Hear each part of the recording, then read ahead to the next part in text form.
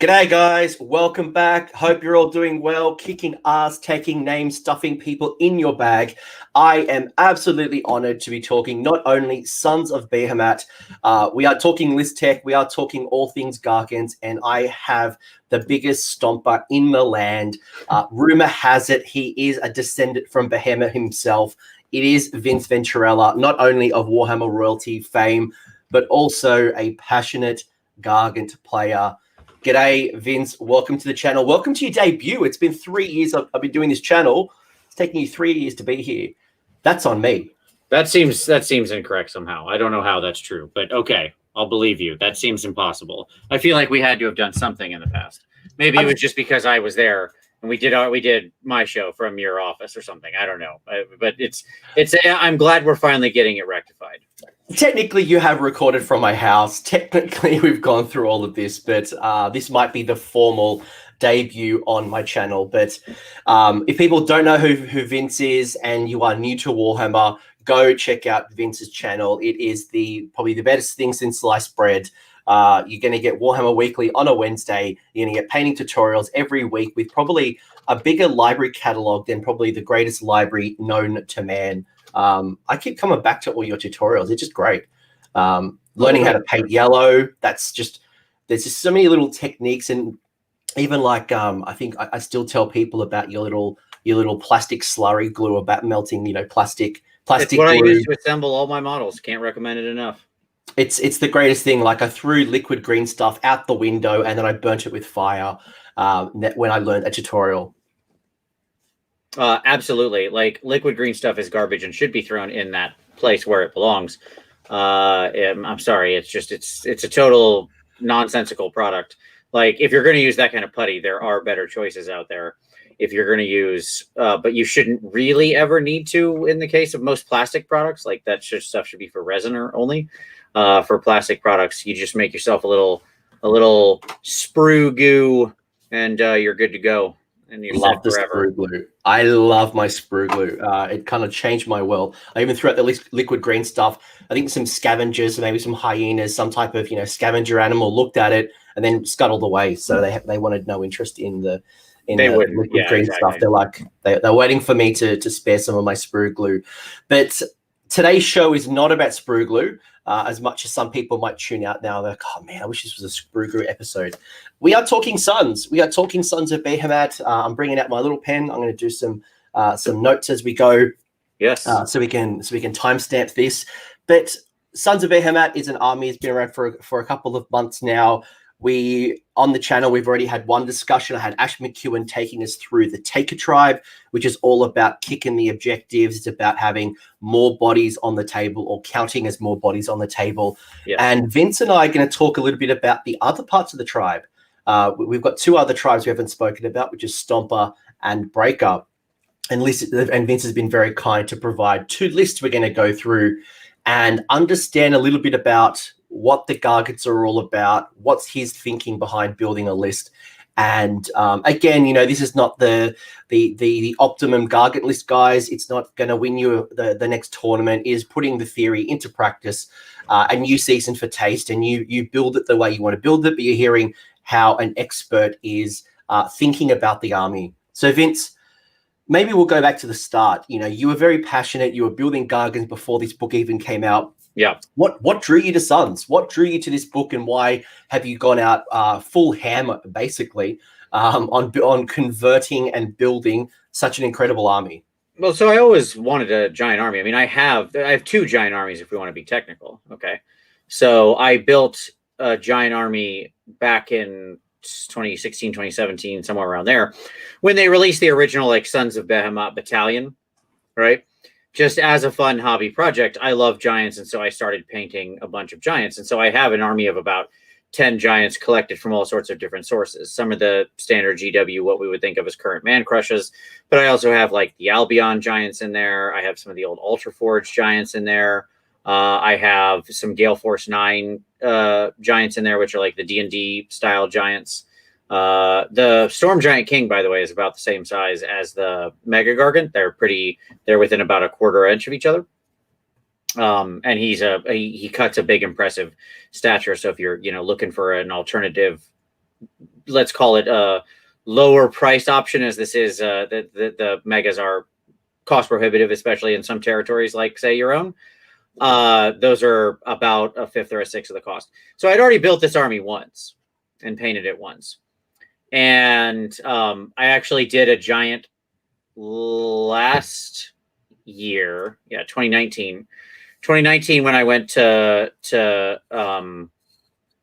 Warhammer Fest, I taught a couple classes the week before, and one of them was we were going to do a large monster.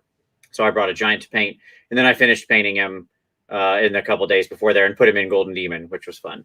I like how you casually just drop that. You're like, yeah, I just put in Golden Demon, whatever.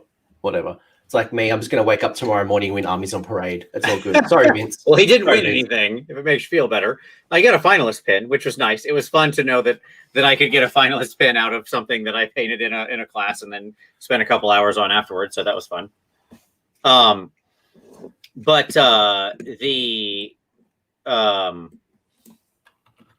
the sort of I like them, and then I knew when the new Giants army was kind of announced or rumored when they came out with the first stuff at the beginning of the year. I mean, I just knew it was something I wanted to get into. I am a Timmy player, psychographic profile wise. Timmy, Johnny Spike. If you want to know more, if you're not familiar with those terms, you can go check. I have a video explainer on my channel.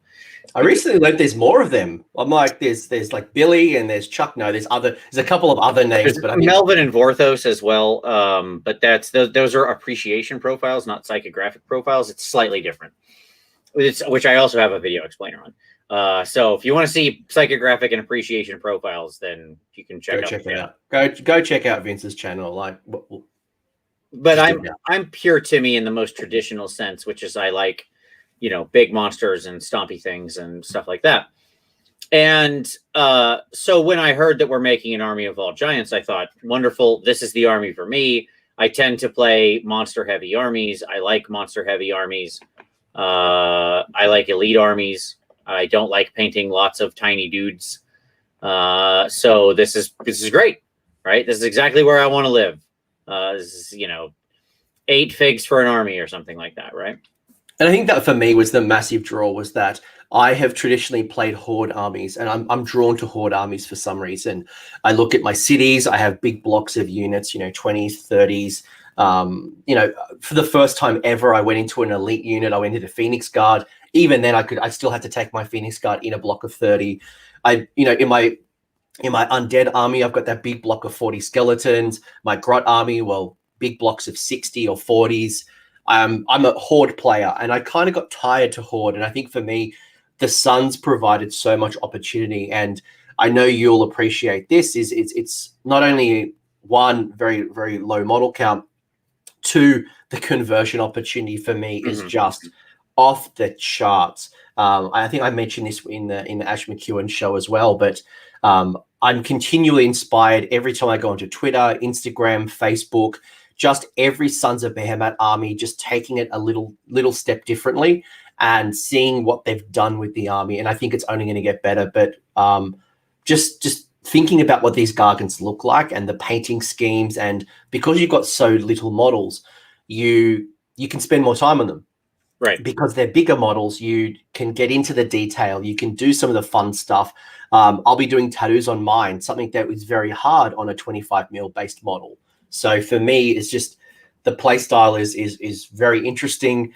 The models are wonderful, and there's been a couple of Kickstarters recently as well bringing out Gargants. I think if you're not going to go the Games Workshop Gargants, you have a lot of cool options as well. And you've just mentioned a few of them. There's only, I think, Printable Sceneries just had a Kickstarter finish that has some really cool Gargants. So I love it.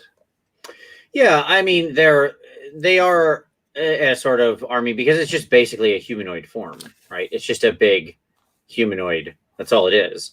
And so ultimately that can be a huge amount of conversion potential because it can be whatever you want, right? It's just like when you look at something like a Vampire Lord on Zombie Dragon or something, right? Like that's a lot of very specific stuff going on. Like sure, you can put a different vampire on top, but the Zombie Dragon itself is a very sort of specific thing in the world, right?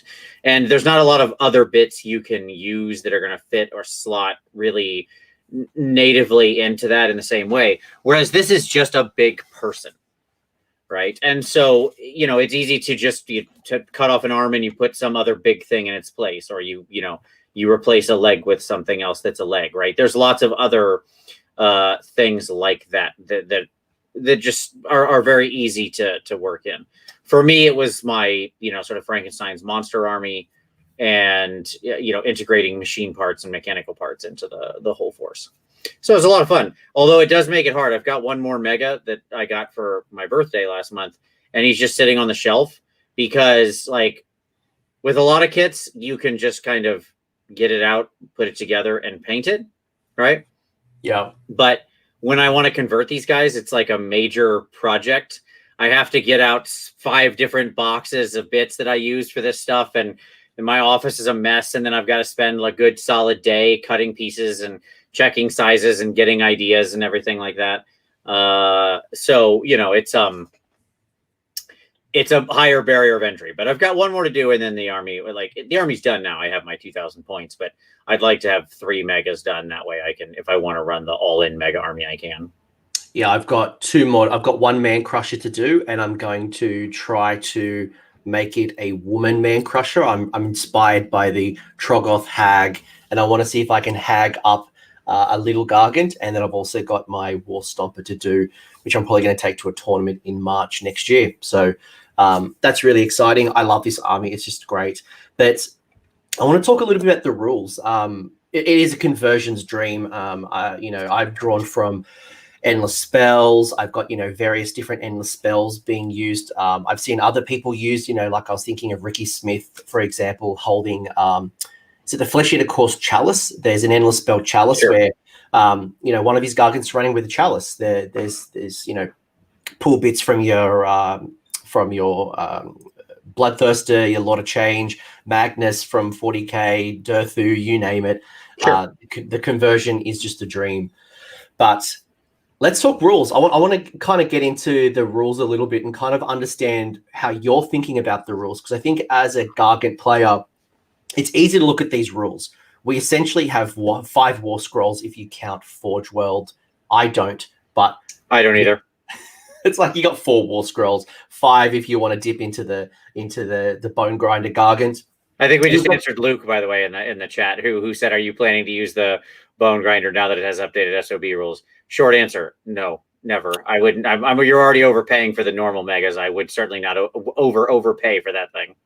If it kept its old War Scroll, if it allowed me to pile in 6 inches like it used to, sure. I would. But now I just take a Gatebreaker. Right. But, we don't have a lot of choices. So I think that makes it easy, but also really hard, because as the meta shifts, as I'm competing for opponent, I don't have many choices to make. So I need to make sure that my choices are the right ones. And then the challenges on the tabletop that I found is because we've got so little model counts, we don't have a lot of fat. It's not like if I have an Alpha Strike coming at me, or let's say an Iron Jaws, Iron Sun running at me, I don't have a whole bunch of cheap bodies to throw at them and block. I've got 6 models, 8 models. Right. So our choices are optimal. They cost a lot of points. So I'm curious to hear your thoughts on the rules and think about what it all means to you. And we'll start off with Mightier Makes Rightier. So if anyone plays Ogres, you might be familiar with this rule. Basically what it means is our Gargants, when we're determining control of an objective, the friendly man crusher Gargant counts as 10. While a Mega-Gargant counts as 20. So what does that mean to you, Vince, when you look at these rules and start thinking about your list design? Yeah, so 2 things. One, I completely ignore the designer's note. We're going to just pretend that doesn't exist, and that all of the objective switching is nonsense. That's never going to happen, because I don't even know how I would fathom explaining that to an opponent and how it would work. No, that's not even getting into the cheatier aspects of it, where you can just make sure that no one ever scores. So just thinking the rule itself, this is the most powerful rule in the army. It's one of the most powerful rules printed in any book that I wish didn't exist. I just wish they would. I wish this would get struck out of the book and replaced with something else, because my ultimate point, Coach, is going to be that from this one bad choice, all other decisions of this book flowed. Okay. Like they at the start of this book inception, they were like, well, we know it's a hyper elite army, right? So what can we do to let them compete on objectives? Because we know that's a problem. And then, like, you know, hey, fair dinkum, right? It's a good, I'm glad they're aware of it now and taking steps to do this. The problem is they crafted this as, this is basically like the ogre rule on steroids, right? Because in the ogre army, even if you're up against like monster truckathon, you know, where they've got 5 monster trucks or something cruising around the table, that's still just 5 models they have that are 10. And if you've ever played against it, you know how unbelievably powerful it is, right? We've got, that's our little guys counting as 10. And in most armies, you've got 6 of those, right? And then you've got 2 big guys counting as 20. And again, you know, you mentioned you went through, I know, you know, I watched your previous show and I know you went through Taker Tribe. Look, here's the spoiler alert. There's one good list if you want to play this army and be hyper competitive. Okay. And it's a Taker Tribe list that focuses on all the defensive stuff. And that's it. There's no choices to make. That's it. You take the trait that gives you -1 to be hit, right? And then you take some other defensive item like the Plate of Perfection from Shimon, or maybe you take the save reroll or whatever. List choice. Yeah, I know, because it's the only choice, Coach. I'm not hating on you for it. That's a great build. It will just outright beat some armies because you'll walk up on objectives and be like, hey, I'm 105 models. Oh, you don't have 105 models in your army? Well, I guess I win then. Because, you know, like that can be what happens in something like Knife to the Heart, right? You just like, I'm going to stomp forward. When I get there, I will just have more people than you, right? Like, I know. About it. I remember when I was playing, I've played Focal Points a few times now, where you get the bonus points for having a monster or behemoth with the objective. Yeah. And like, that's just a hard day for your opponent. Like, you know, I'm claiming 5 to 3 additional VP every turn. Yep. And like the lead just stacks up over time and it just becomes uncatch-upable.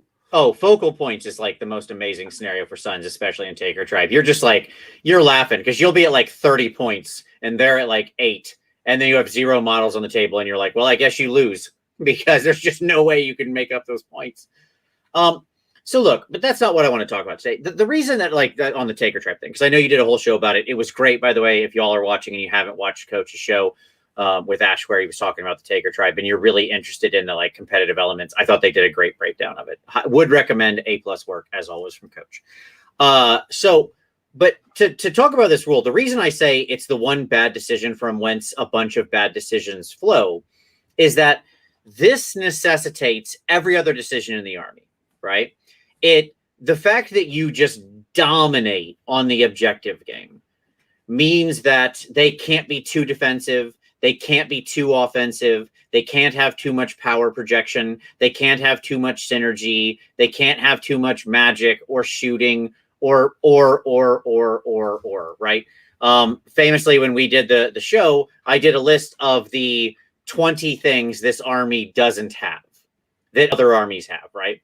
Now, not every army has all 20, except for like Seraphon. It would be an example of one that does, because, you know, it's a broken army.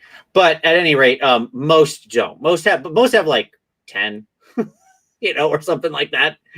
We have 0. So it's because, and the reason all of that other stuff had to be cleared away is because of this rule right up here, right? Because it will, despite all of the weaknesses, when you can just walk up and go, no, look at me. Look at me. I am the captain now. I am the captain. Okay. And when you just own objectives, like that's ultimately what this game is about. Right. And so it makes you highly competitive. My problem with this army has never been one of competitiveness.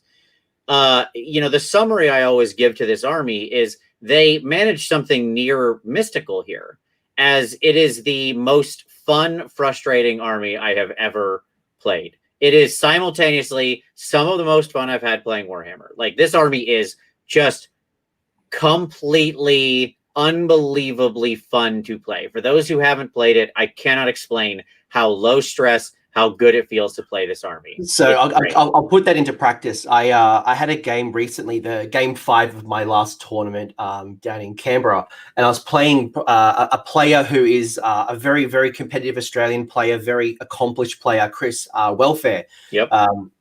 In our Australian Masters, basically every year, he's a very, very good player. And I'm playing him game 5 of the tournament. And the deployment, he made a comment like, "Oh, is that it?"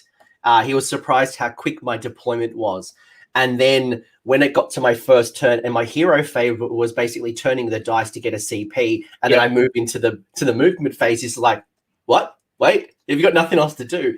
And for me, coming from cities and gits, which is super heavy synergy, having to be, my leader has to be within 3 inches of an adjutant to be able to get an extra command point at a 4+, has to be within 3 inches of the retinue to be able to bounce off wounds, and then wholly within 18 for this particular buff, within 12 this buff. I've got to make sure this particular range for the spell. Like, my hero phase is very, very complicated, but for Gargans, I just got to make sure there's a couple of things, having my man crushers, being able to make sure they're going to be within 12 of a Mega-Gargant to run and charge.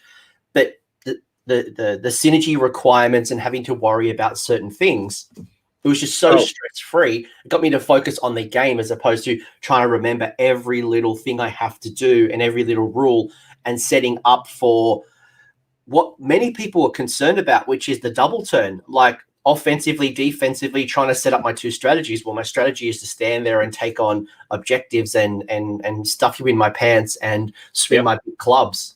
That's the strategy. Yeah, exactly. You're too blessed to be stressed in this army. It's the no drama llama army.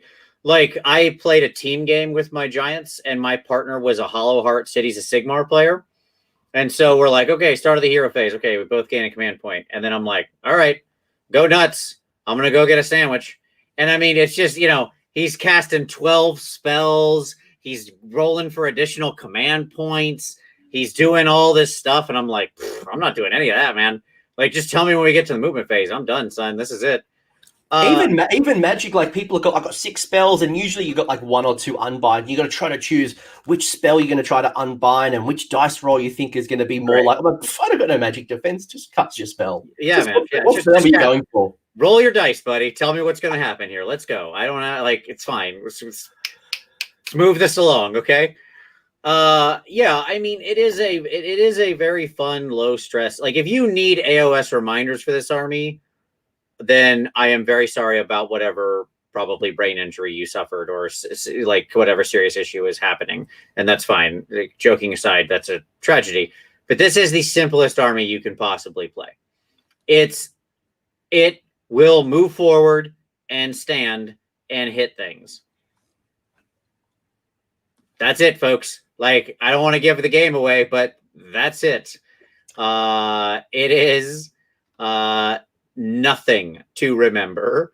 Lore Master Sotek, I see, saying, like, when he was playing his Night Haunt, he had all the stress stuff. Yeah, because you got all this crazy movement shenanigans, and you're teleporting in your hero phase, and you're checking all these things, you're casting spells. Which units I need to put into the underworlds? Where am I going to pull it out? What turn? Come over here to Giants, where we don't think about any of that stuff. It's so easy. This is the staples button of armies. And I think that becomes really important here because, and the point that I want to make with Mightier Makes Rightier is that if you're entering Gargans thinking that this is the pure damage army, you're going to go in and just stomp your opponent, swing a big club and do massive damage, you're probably going to be disappointed. It does do damage. Don't get me wrong. It does do damage. It's inconsistent damage. Destruction has this feature that is just wild and inconsistent. You can never get consistency in destruction. But if you're looking for this army that's just going to run in turn 1 or turn 2 and cause absolute damage, you're in the wrong army. You're looking for Stonehorns. You're looking for Iron Jaws. You're looking for what's in my face, right? Like, these are my giants right here on this, like, over my shoulder. Okay. Right here, these are my Iron Jaws. So you want a damage army, this is the army you build. It's really more of a utility toolbox that it's about play on the table. You're playing in a cagey fashion, right?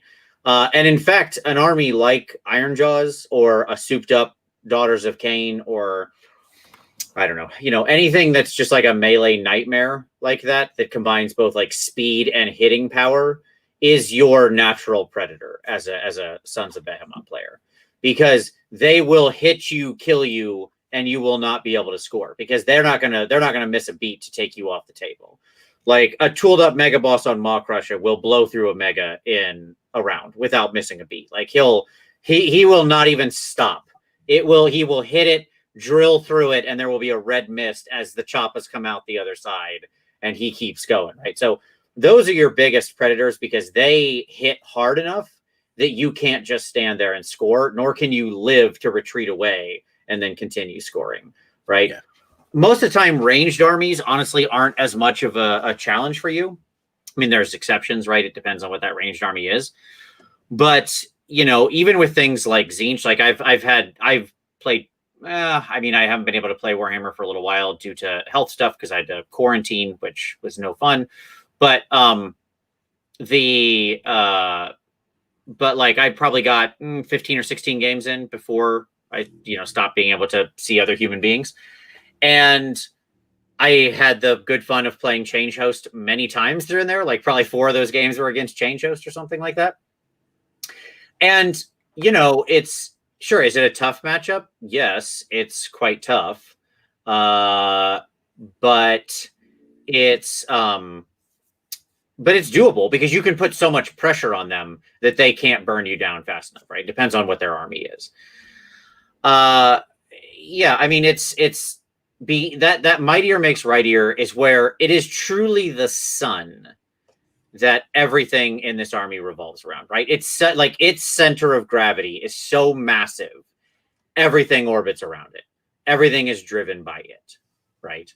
And it is the rule when you're talking about the army. Yeah, and that's why Vince made an earlier comment. We will move into the other rule, which is Chuck Rocks in a second. Vince made a comment earlier and said that the one true competitive build, or probably the strongest build in this book, is through the Taker Tribe. And that is because, and we're not going to go through Taker Tribe. If you want to learn about Taker Tribe, go watch my other video after this video. Get a robust kind of understanding of the 3 different tribes. But the Taker Tribe basically means that your man crushers are worth 15. So a unit of 3 will be up to 45 models counting on an objective. And your Mega-Gargant is counting as 30 instead of 20. So, knowing this game is an objective game, it is very hard to take an objective off first off a Gargant army in general, let alone a Taker Tribe army. So, yeah. That's kind of when you're 45 models, you're more models than basically all but like 3 units in the game. Yeah, just by existing. Now, I know you did some analysis on Chuck Rocks, and so Chuck Rocks are basically in your shooting phase, and this is going to come into play, guys, in one of our lists, so something that we're going to unlock a little bit more.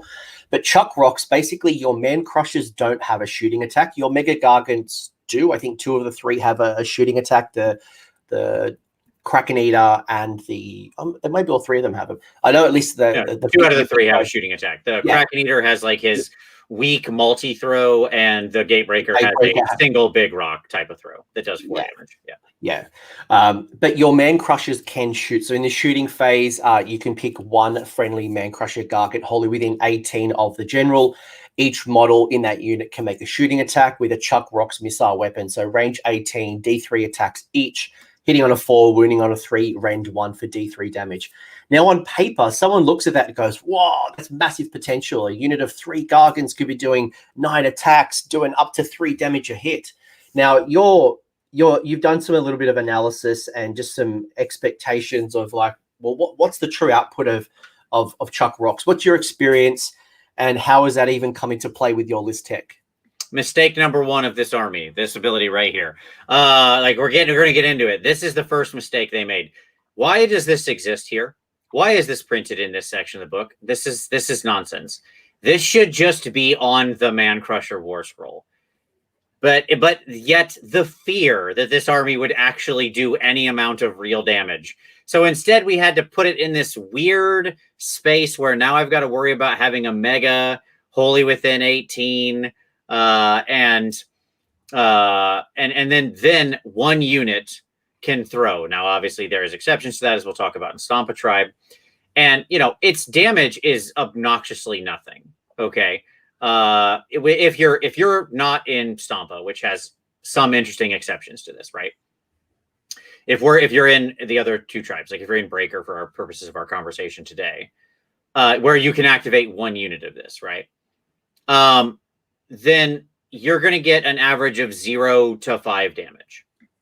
Okay. With 0 being the average damage 24% of the time.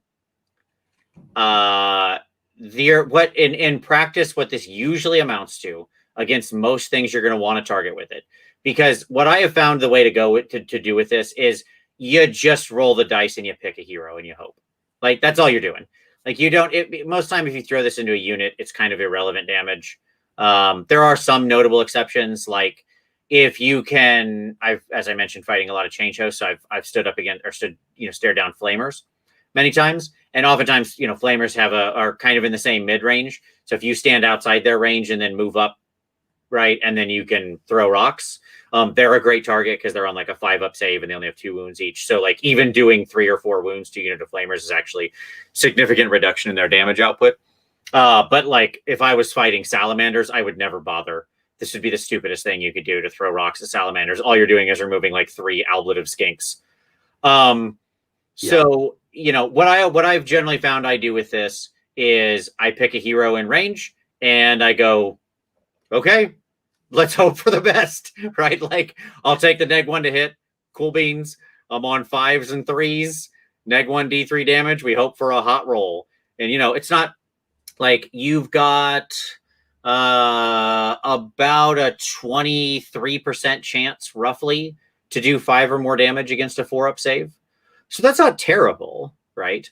That means that if you that's on your standard 4-up, it drops significantly, probably down into more like the 12% range, 13% range. I haven't calculated on a 5+. That's sort of back of the napkin math. But still, hey, that's a 1 in 10 shot. Let's just say that, or a 1 in 8 shot to just kill a 5-wound hero, which can be really good because you don't have a lot of other chance. You have very little power projection in this army. Yeah. So like, that's how I use it. It's not a thing you really care about. And the reason, just for anyone who, 1, hasn't seen that show with Vince talking a little bit about the maths behind this, but 2, even just introducing Maths Hammer, if I look at these stats, I'm looking at this at the lowest denominator. So while it might have D3 attacks, let's say I've got 3 man crushers there, I'm going to roll the lowest number. Let's say all 3 of them rolled 1 attack. Even if I did average would be 2, whatever it might be. Hitting on a 4 means we've got 50% chance of it going through. Winning on a 3, it then goes to a 66% chance to kind of follow through, depending on what I'm attacking with. If I am attacking a hero, a 5-wound hero, or a small wound hero that's within range of a unit, we've got Lookout Sir, so that's a -1 to hit apply on the 4, turning it into a 5.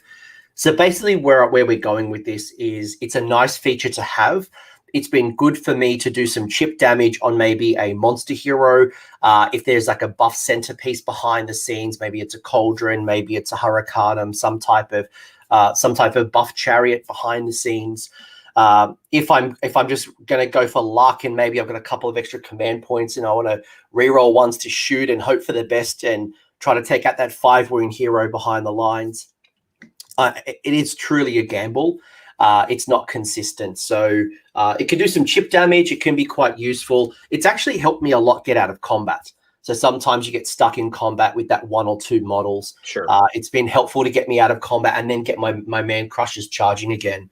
But it's not a viable strategy to think I'm going to build a shooting Gargant army. No, it is the lowest level of usefulness, which is why it should have just been written on the scroll. Right. Like if the scale is from 0 or 1 to 10, and anything below 5 is bad, and anything above 5 is good, it's 5.1. If we see negative, by the way, it's not that we're trying to be negative. We're trying to set the context of what this army does. This army is not the best magic. It's not the best shooting. It's not the best in a lot of things. It is truly the objective playing game. That's where it stays its strength. And when we keep going through the lists in a minute, we'll kind of show you where, from an objective point of view, you can build and, season to taste, because the other thing that you're going to get is you do get to choose one of 3 tribes. So basically, your general of the Sons of Behemat army must be a Mega-Gargant. Now, we are recording pre-winter FAQ, so there could be some points adjustments. There could be any rules changes that come in from the winter FAQ. White Dwarf next month.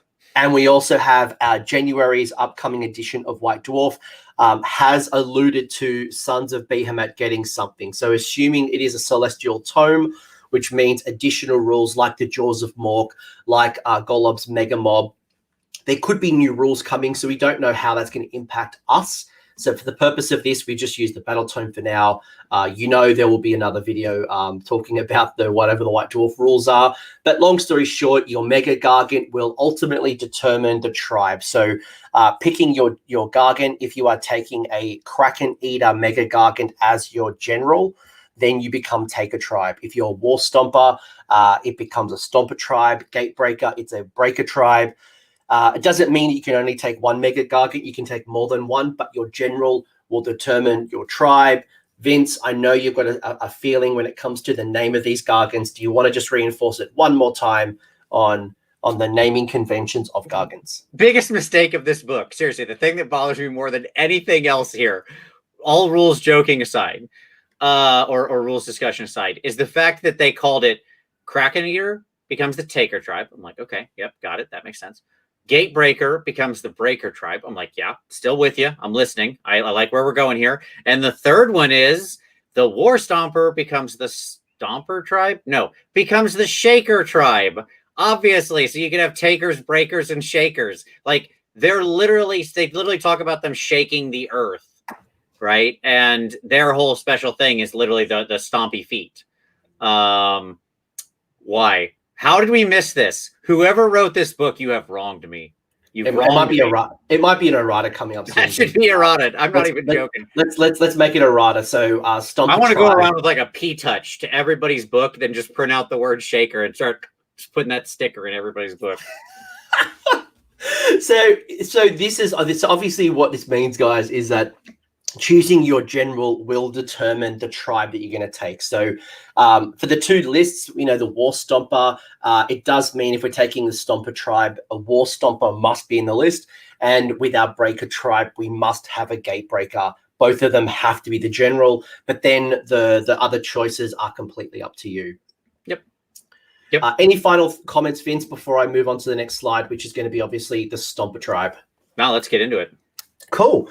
So Stomper Tribe at 37 minutes on my little note-taking here. You're going to get a whole bunch of cool stuff. Now, you might look at that allegiance of Sons of Behemat. By the way, another point that to make if you haven't watched the other video, is that Mightier Makes Rightier is an allegiance to Sons of Behemat. So if you do take one of the mercenary Gargants in your army, it doesn't mean that you get Mightier is Rightier. So your Mega-Gargant, the Kraken-eater, if you're bringing him into order, you do get your Kraken-eater benefits, but you don't get the counting as 20 or 30. So it is tied to the allegiance. If you're here thinking about bringing one in as an ally, just want to call that out for anyone who's watching the show, trying to get those juicy insights. But you do get a couple of things when we look at the Stomper Tribe. Now, Vince, maybe while I slip the page over, what is Stomper Tribe about to you? I mean, what's the high-level elevator pitch? Damage, especially to larger units. I mean, that's the thing. I mean, I can sum all this up. I don't want to shortchange it, but I've got a lot of thoughts here. And so the core thing is the getting stuck in, which means that your friendly baby giants, or man crushers as they're called. I'm just going to call them baby giants often. So if everybody knows, hi, when you're watching, if I say baby giant, I mean the man crushers, your little Cupid dolls. They are getting +1 damage to all their attacks against units of 10 or more, and +2 damage against units of 20 or more. Good. It's a good ability. That does include the chucking rocks, which can actually turn that attack into something quite damaging against units. It can make it actually worth targeting units. Combined with the fact that your only good command ability you get out of this lot of 72 command abilities that they decided to rewrite for no reason when there's no command abilities in this entire book. And they could have just written like 3 good command abilities instead of writing 7 bad ones into this one tribe. But, you know, what do I know? You get a bunch of different command abilities as well. Basically, one for every phase is kind of the easiest way to think about it, that kind of overwrite the existing command abilities. The important part to remember about having a general or playing in Shaker Tribe, as it should be called, Stomper Tribe, as it's called by plebeians, is that you cannot use the normal game's command abilities anymore from your Stompa general. Okay? So, in other words, your War Stompa general cannot use the ability to reroll a charge, or to turn a run into a 6, or to all-out assault, or all-out defense, or whatever. Okay, they're the command abilities that you might be using previously from the General's Handbook. Right, exactly. Your sort of 6 generic command abilities are off the table for you. Now, in return for that, you instead get these bad versions of those same command abilities, which is, I think, not great. But this is one of the reasons that whenever I build in Stompa Tribe, I always have a different secondary mega, right? So a non-Stompa mega, okay? Because then I can still have some guy running around. And by the way, a second Stompa could do it as well. I just, for various other reasons, I think it's more useful. The other mega can still use and access the normal game's command abilities.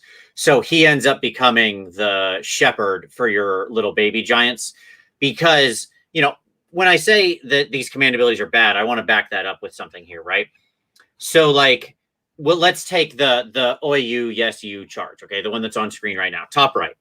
Yep, you can. Yeah, that's the if you use this command ability at the start of the charge phase. If you do so, pick so until the end of the charge phase, you can re-roll the charge roll for friendly man crushers within 18 of the general. Right, exactly. Okay, patently worse than just the normal ability. And here's why. This should be very obvious to everybody, but just in case you don't understand order of operations or what opportunity cost is, here we go. So it's this simple. The ability to reroll a charge after you failed it means you only expend the resource if you need to.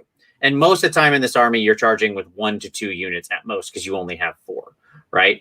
And so hence the fact that you would then need to actually even use the command point to fail a charge, there will be many rounds where you don't need to, right? So the fact that you've got to pre-spend, and yes, it is a bubble, but it can only affect other man crushes, right? I mean, the Stompa Tribe is kind of about man crushes, which is another thing I don't love about this. I wish more of all these tribes in general just kind of applied to everybody. Yet another reason why Taker is kind of superior, because it's the one where its abilities just do apply out to all the other stuff. But anyway, I don't want to pre-spend 1 command point to give myself a bubble around 1 guy. 1, that restricts my movement. 2, I don't necessarily have multiple units of man crushers charging in a single turn, right? 3, I might not have needed to spend any of that, right? If I land all of my 4 and 5 and 6 inch charges, as I'm often making with man crushers, since they are quite fast, zipping around the table at 14 inches, sometimes you just don't need it. But I'd rather use it when I need to, not in advance, because this is not an army with an abundance of command points. And that's a big one, guys, is because there's very little ways to get additional command points in this army. There are no battalions as well, so it's not like you're going to get an extra command point there. And I find in a lot of my list building, I just don't have an extra 50 points to be buying a CP, or I'm at least making a sacrifice on a man crusher to get one of those. So with the way it's currently adjusted, command points are at an absolute critical. And I see the benefit in this. If you're setting up a wave of charges with man crushers, cool. There's a chance that you might fail. But I think what you just raised is a really interesting point, Vince, is that you've got to spend this before it happens. And if you hit all 3 of your charges, well, you've just wasted a CP, which is already really hard to get in this army. So you can't waste a CP. You're setting it up for reroll once to hit in.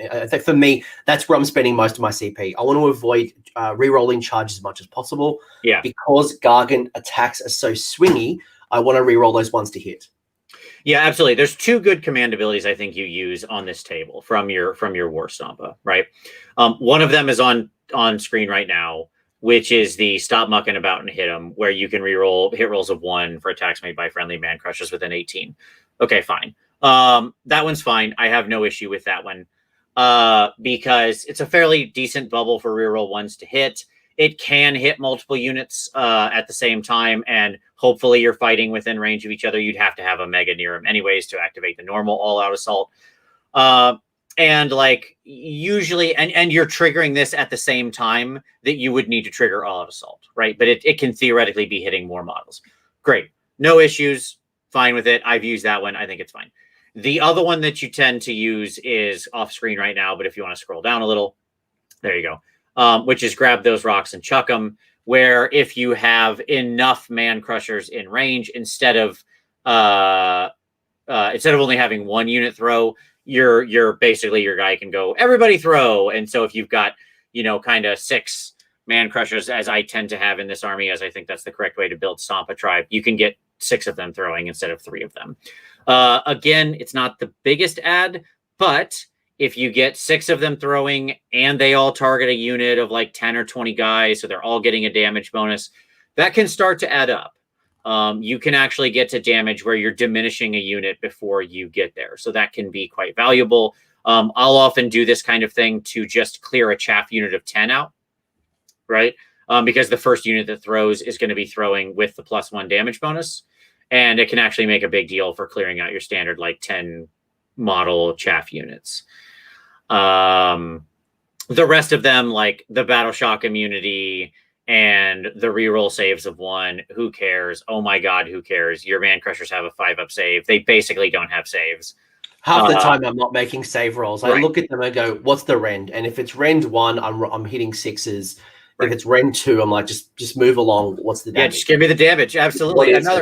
And honestly, I don't hate that. I love it when people have Ren 2. I'm like, great. Now we've just taken another roll off of my plate. Just give me some damage here. Let's do this. And the whole set all your runs to 6. That's nonsense. That's such a worse version of that. I can't even begin to talk about how much worse that is than the normal roll. But those 2 are good. One of the challenges I consistently have in the sort of construction of this army is the fact that they didn't write command abilities onto the megas. It drives me crazy. I don't know why they're not there.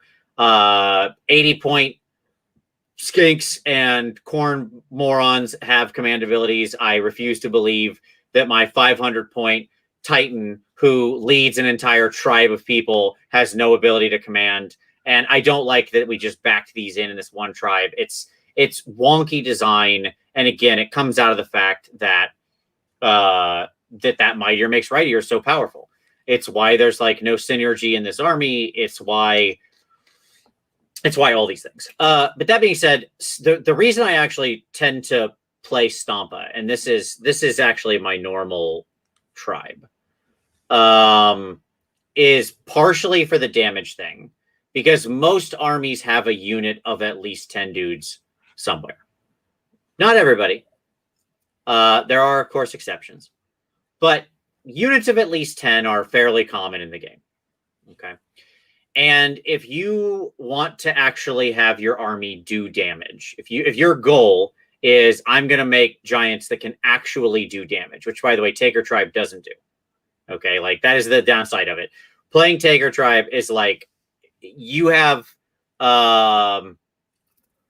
it's real bad. I do damage. Like I've been playing Taker a lot, and you do damage, but when you start tapping into Stomper and Breaker, and you see the damage output here, that's the trade-off here. Is that while we talk about Taker Tribe doing all of the objective scoring and getting all that, sit there and just take it, which I don't think is what most people got into Gargans wanting.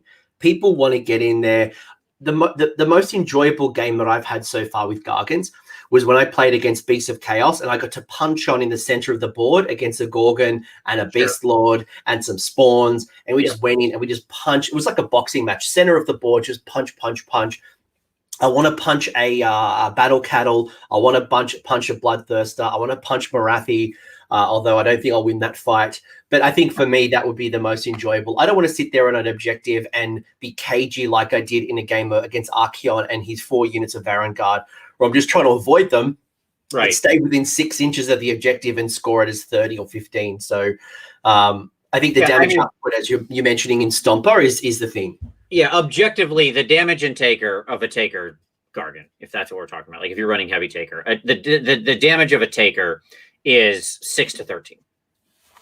Okay, that's the math. That's your damage range against a 4-up save. And that's not counting debuffs or higher saves or The damage of a unit of 3 man crushes in Stomper Tribe against a unit of 10 models, right, with a 4-up save, is 19 to 33. That is a significant difference. Okay, just to put that is 3x the damage, and I'm not counting the 20 model bonus. I'm talking about against a 10 model unit. Your 3-man crushes are 3x the damage of the mega. That is a very large difference. That goes from you are scratching units and they're standing around and basically killing you, to you are obliterating units and they are not walking away. Right? It's a big difference. And that actually might be a really good draw out as well if people haven't connected this dots yet or they're brand new to the army, is that your Mega-Gargant, if you're thinking about traditional Warhammer, you hear these concepts called hammer and anvil. You know, an anvil absorbs damage, a hammer does the damage. If you think about what a Mega-Gargant army is going to look like, and this is really where Stomper where the Stomper Tribe comes in, is that your Mega-Gargants are going to absorb the damage. They've got lots of the wounds. They don't degrade as much. But your man crushers are the anvils. They're the ones, so the hammers, they do the most damage. So when you start thinking about getting stuck in, and they do some really big damage, you know, from the headbutts doing 4 damage, from the clubs doing 10 attacks when they're unwounded. Then you start adding +1 damage or +2 damage, depending if you're focusing on a unit that's got 10 or more models or 20 or more models. Then you're re-rolling ones to hit. They've got a lot of Rend 1, Rend 2, Rend 3. There's a lot of Rend 3 and even Range 3. There's some serious damage that comes out, let alone the charge damage. So you know, mortal wounds on the charge. And we'll get to Vince's list very, very, very soon. And we'll actually kind of unpack this a little more. But that's when you start seeing what Vince is talking about here, timesing it by 2, times it by 3. And the Stomper Tribe is just damage. It's just only damage. But into the chat, there's a question around, you know, does this mean that you're really only taking 1 Mega-Gargant and just you're filling it with baby Gargants? I think that was the general initial observation with this. They're like, cool, okay, well, if I'm getting rewarded for man crushers, then let's just take one Mega-Gargant, because that's kind of who's doing all the rules, and then just fill it with 8 or 9 baby Gargants, as you've called them. Then I'll run with it. If I'm calling little Marathi and big Marathi, we're going with baby Gargants. Absolutely. Yeah, and I think that's definitely the wrong play, because what you have to understand about baby Gargants is they are little glass cannons, because they, as mentioned, they're on a 5-up save. You know, there are 36 wounds. Those wounds evaporate real fast under pressure, and you just don't have the durability to actually like stick around. Your megas are tougher, mainly because they're on a 4-up save. Like that actually makes a big difference. And also because you can often give them, you know, defensive items that can then further enhance that. So, you know, the little guys just die really fast. They are not tough. They cannot take a punch. But at any rate, but they do damage.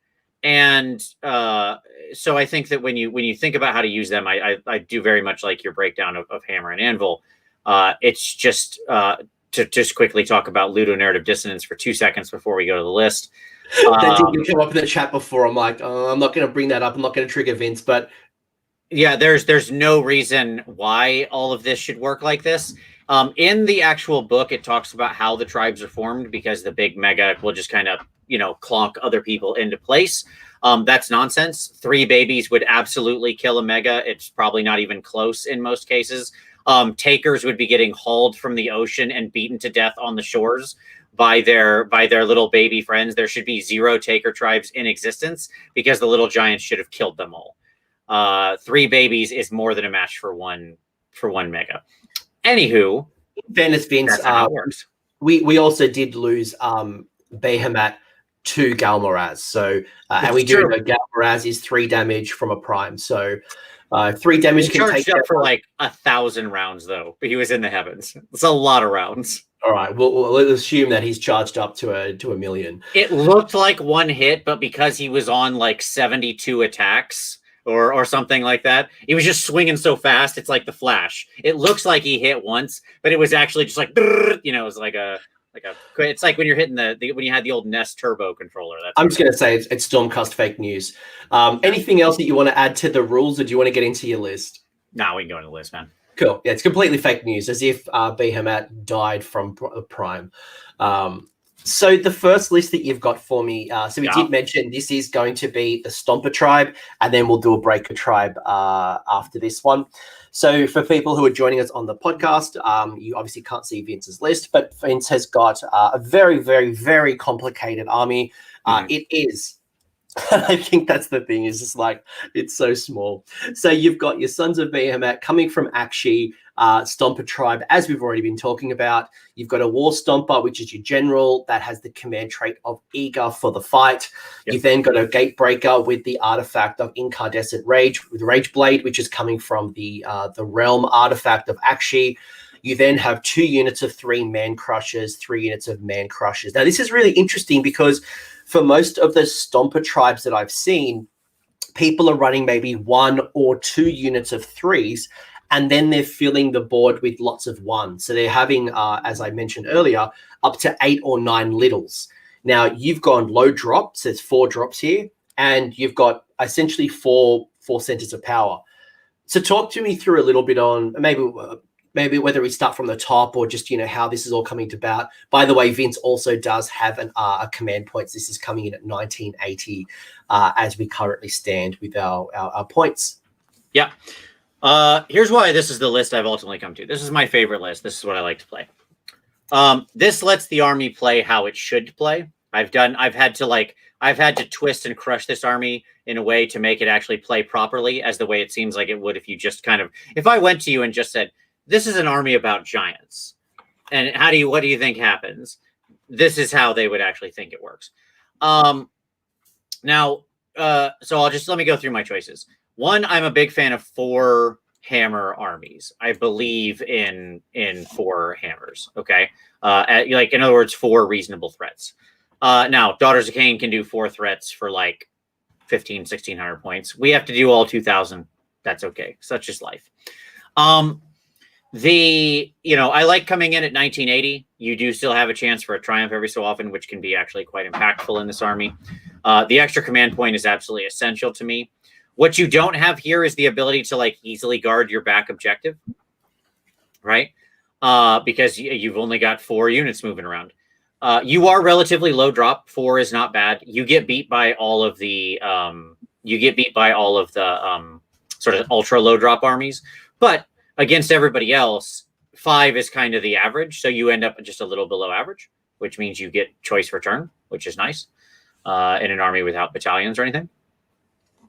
And everything here is a threat. Nothing can be ignored. Which makes it very hard for especially opponents who rely on single unit Death Star synergy builds to then compete with you. Right? Because you can just choose something to go kind of play with that, whatever that thing is, and lead it around. And the other 3 hammers are then going to run around and decimate the rest of their army. All right. Hopefully they reduce it by more than 10%.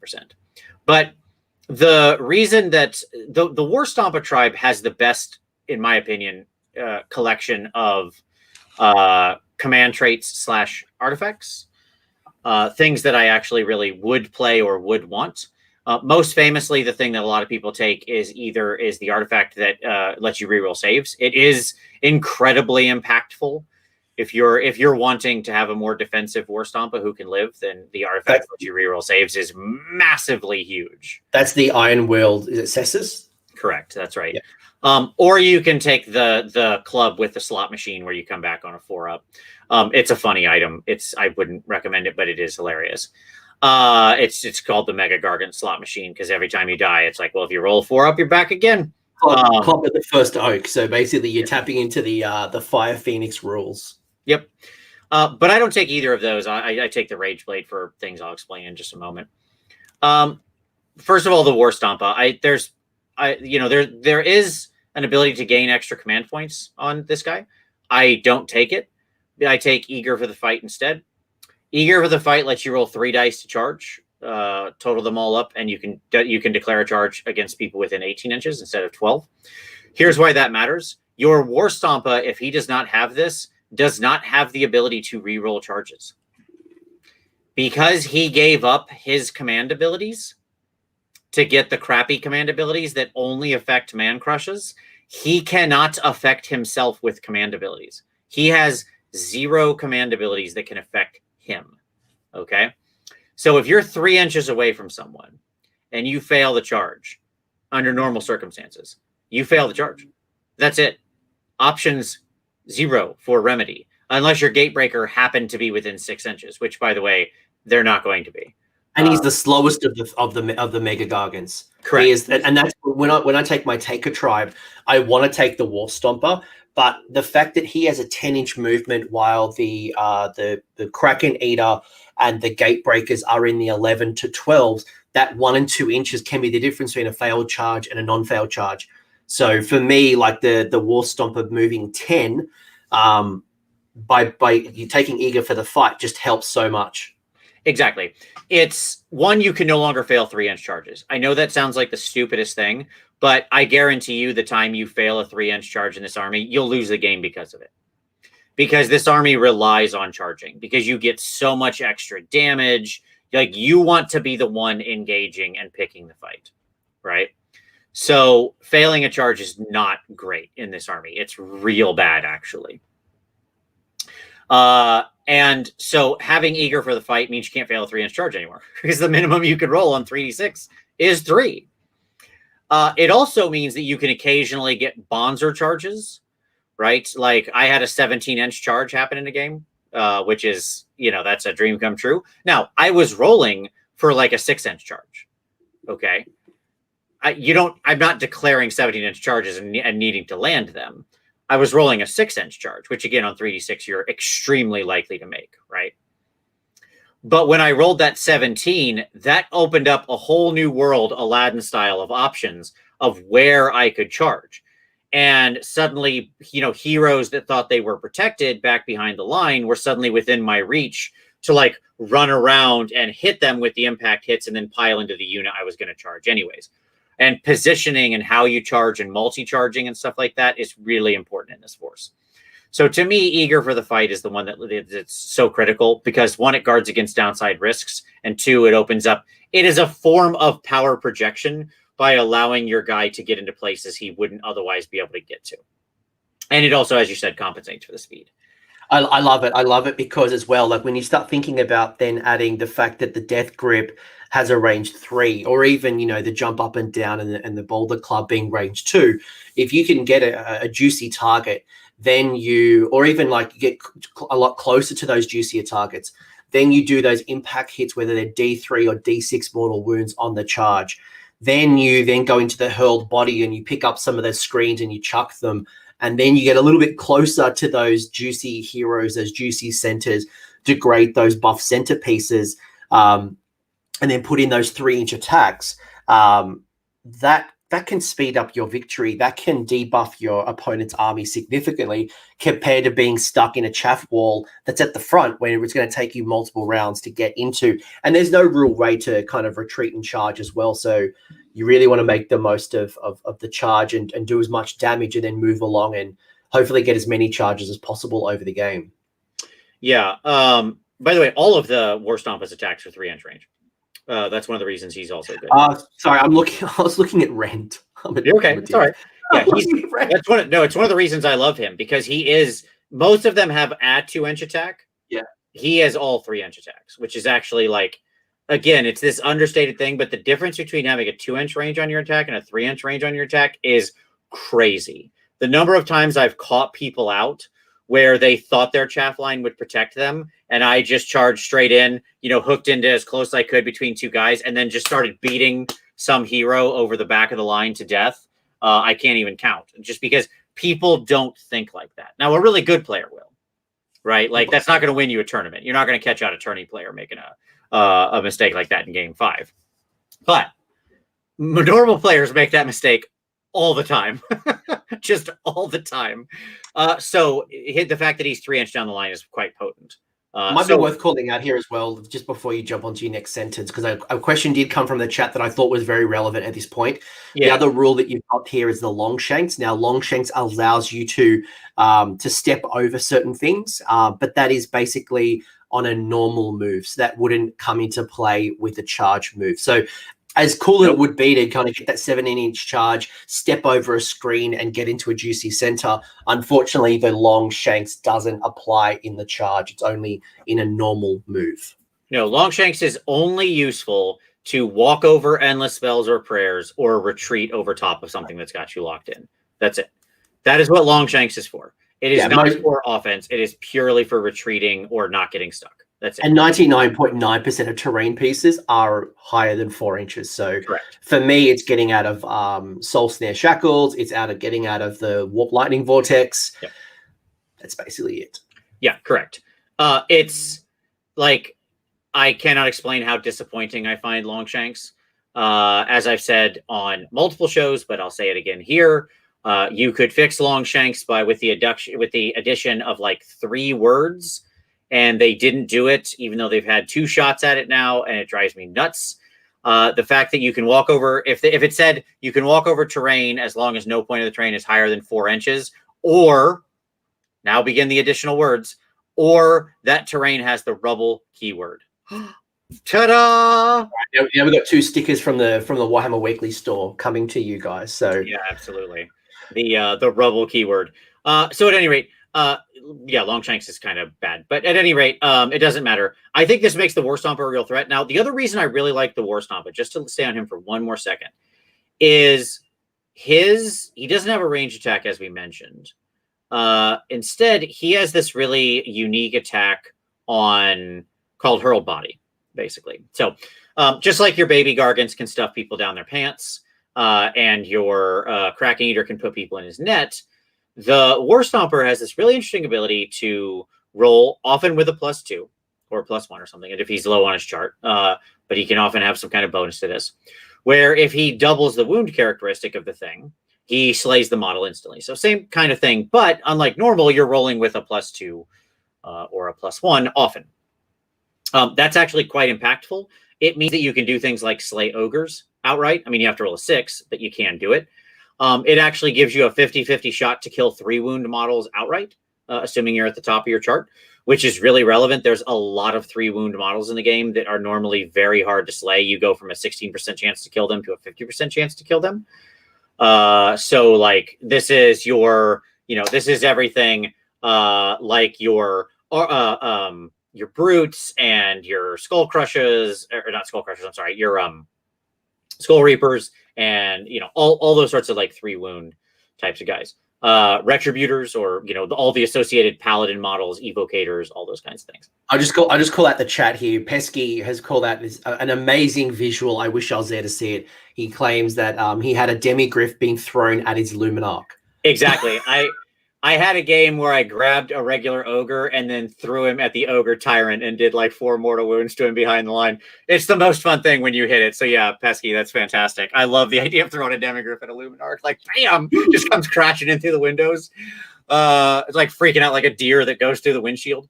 Or maybe a kangaroo for people. I assume that happens in Australia. I don't know.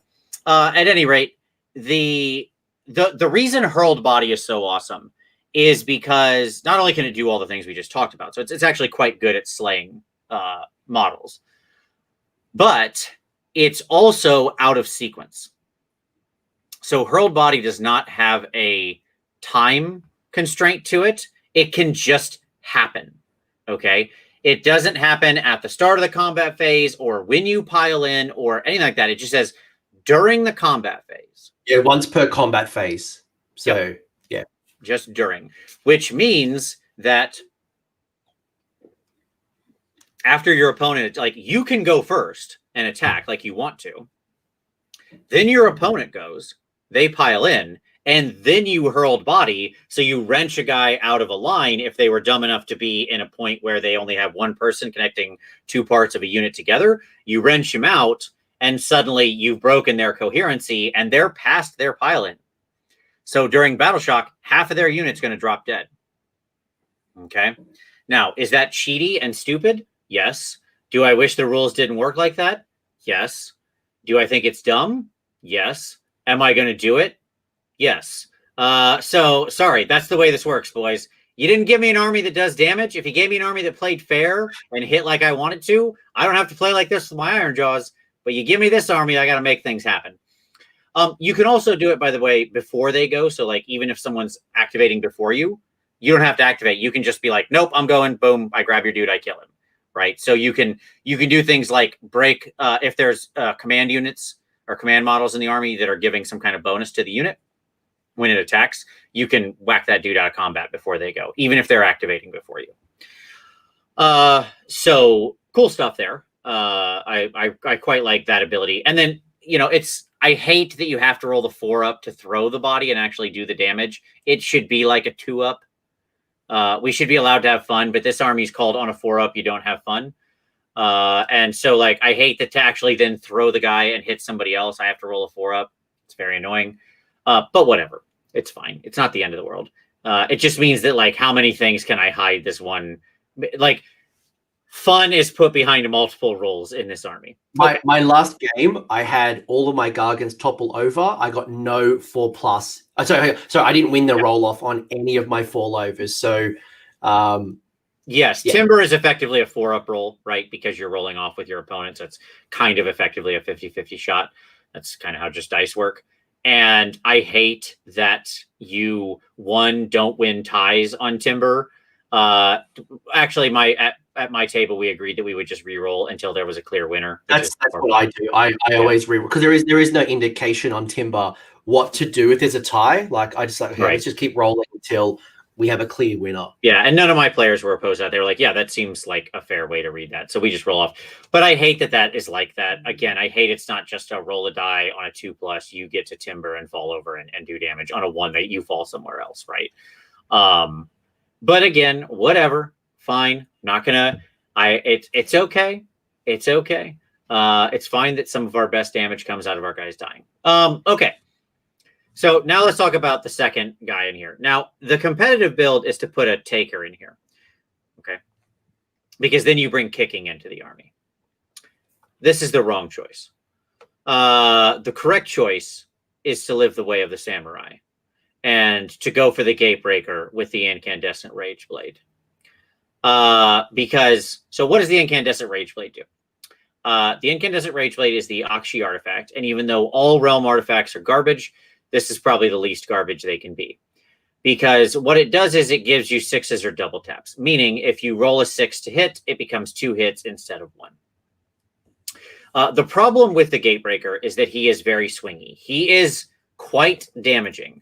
The Gatebreaker has quite a high damage threshold, quite a bit higher than normal. That is to say, the Gatebreaker without his +1 to hit is generally doing about 9 to 19 damage. Very wide range, the widest of the ranges, because he's so swingy, because his main attack was a 4-up. He's got so little, like the Gatebreaker just has so little attacks, which is the other thing, which kills me. So, like with the hurled boulders, which is a shooting attack, my Kraken-eater gets 3 attacks. He gets 1, and yeah, it hits on a 3, wounds on a 2, but it's so easy to fail even that hitting on a 3. So, like, yeah, it has ren 3-4 damage, but like there's been so many times where I've just failed that to hit roll. It's like, cool, move along. So it's not a reliable strategy, certainly. Right. But I guess this is where the Rageblade kicks in for the melee attacks. Correct, because on average, what the Rageblade is going to do is give you 2 extra hits, because you're rolling 10 attacks with your at full health with your flail, okay, or now your giant sword. So that actually moves you to the equivalent of a 3-up to hit. Okay, the 2 extra hits. Like mathematically, that's doing about the same amount of work, right? And it also opens up the possibility for those Bonzer rolls every so often, right? Because it's not like it's not like it stops at 2, right? There's going to be some times where you roll 3 or 4 6s, where you just have a good roll out of the 10 dice. That's not that statistically uncommon. And then all of a sudden, those 4 6s become 8 hits, right? And that is just instant death to whatever you just swung at, because that flail is a -3 rend 3 damage attack, right? The fact that you just now have 24 damage, that's like 4+ save. What 4+ save? That's gone, homie. You don't got that anymore. That's just take 24. Okay. When that happens, it allows this guy to spike off hard, and the 6s help smooth out some of the inconsistencies of rolling on a 4-up. By the way, I often give this guy reroll 1s when I attack. Yeah, literally, the minute you gave me a break, I was jumping in to say this guy always gets a reroll 1s to hit CP from me. Like, so any way that I can not spend it on charging, he is always spending 1. And I think for me, like when I look at Take a Tribe as well, one of the cool things is you can get a free triumph when you kill a leader with an artifact, and I can get a free reroll, whether it's a hit or wound. So for me, Gatebreaker always gets a free CP. Yeah. When you make him 4-up rerolling 1s and 6s or double taps, you'll be surprised how suddenly consistent he gets. By the way, it shoots his damage through the roof. Like if he's normally 9 to 19, he starts averaging well above that. Like it moves his damage up to like 16 to 28, I think, off the top of my head. I don't have that number right in front of me. But so it's a big difference. A big difference. Like he will crack units, and it makes him a real threat. I had a guy with this build get in the middle of 3 heroes when I was playing against my Tzeentch opponent, and in one round I just flail killed all 3 heroes. I was like, this guy's getting 4, this guy's getting 3, this guy's getting 3, dead. Just whack. The flail attack is definitely one of the only times that I'll split my attacks, because I'm confident enough that with 10 attacks, if I can get a couple of hits in and the rend and the damage, I can really spike what I need to spike. And it might also be worthwhile calling out that both your War Stomper, your Gatebreaker, and your Kraken-eaters don't degrade as quickly as some other behemoths. So when you start looking at the tables, it really starts degrading at like at 12 or 13. Yeah. And even when it starts to degrade, the profile doesn't actually degrade that much. Yeah. Like I'm looking at the Gatebreaker right now, and there's only 2 asterisks. It's the hurl boulder range and the amount of flail attacks. Everything else is relatively consistent. The other one I wanted to call out is, I love it and I hate it all at the same time, is that some of the attacks you'll get reroll 1s to hit depending on who you're attacking.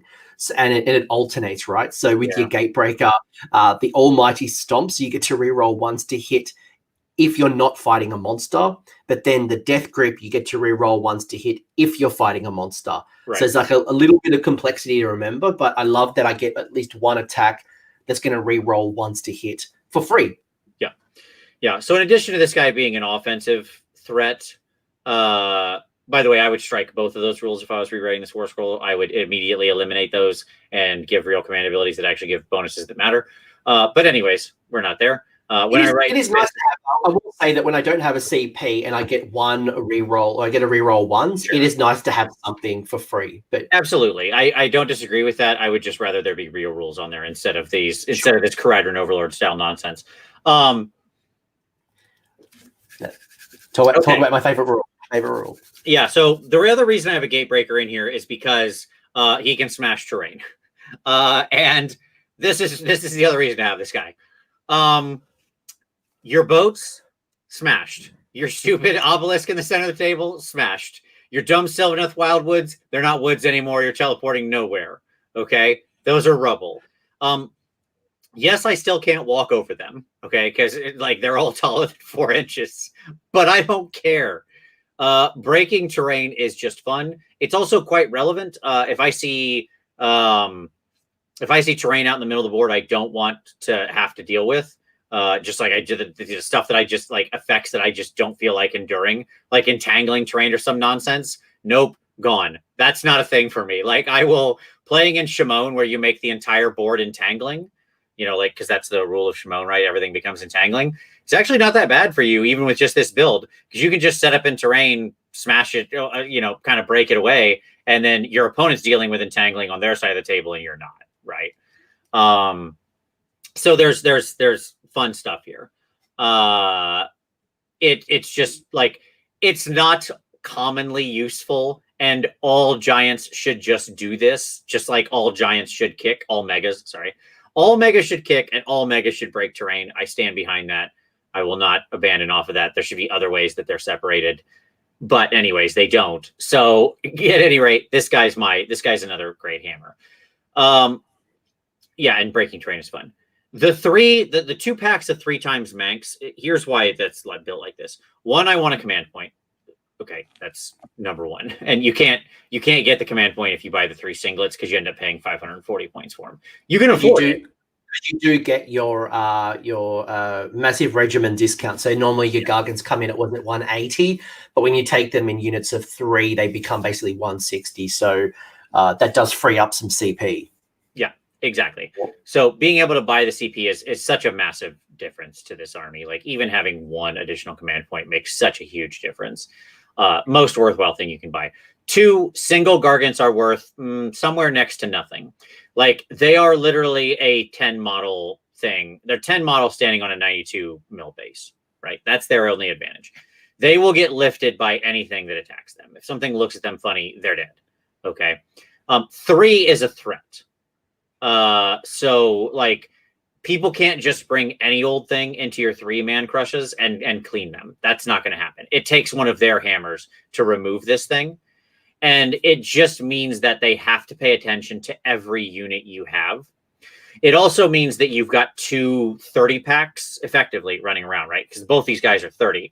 So like they realistically pose a threat to most enemy units to just take an objective right away from them by walking near it and towing in, right? So the reason that I like this build is because it has less versatility in your number of units. Yes, right? You don't have a single guy to stand behind on a home objective or something like that. But it's all threat. It forces your opponent into making bad decisions.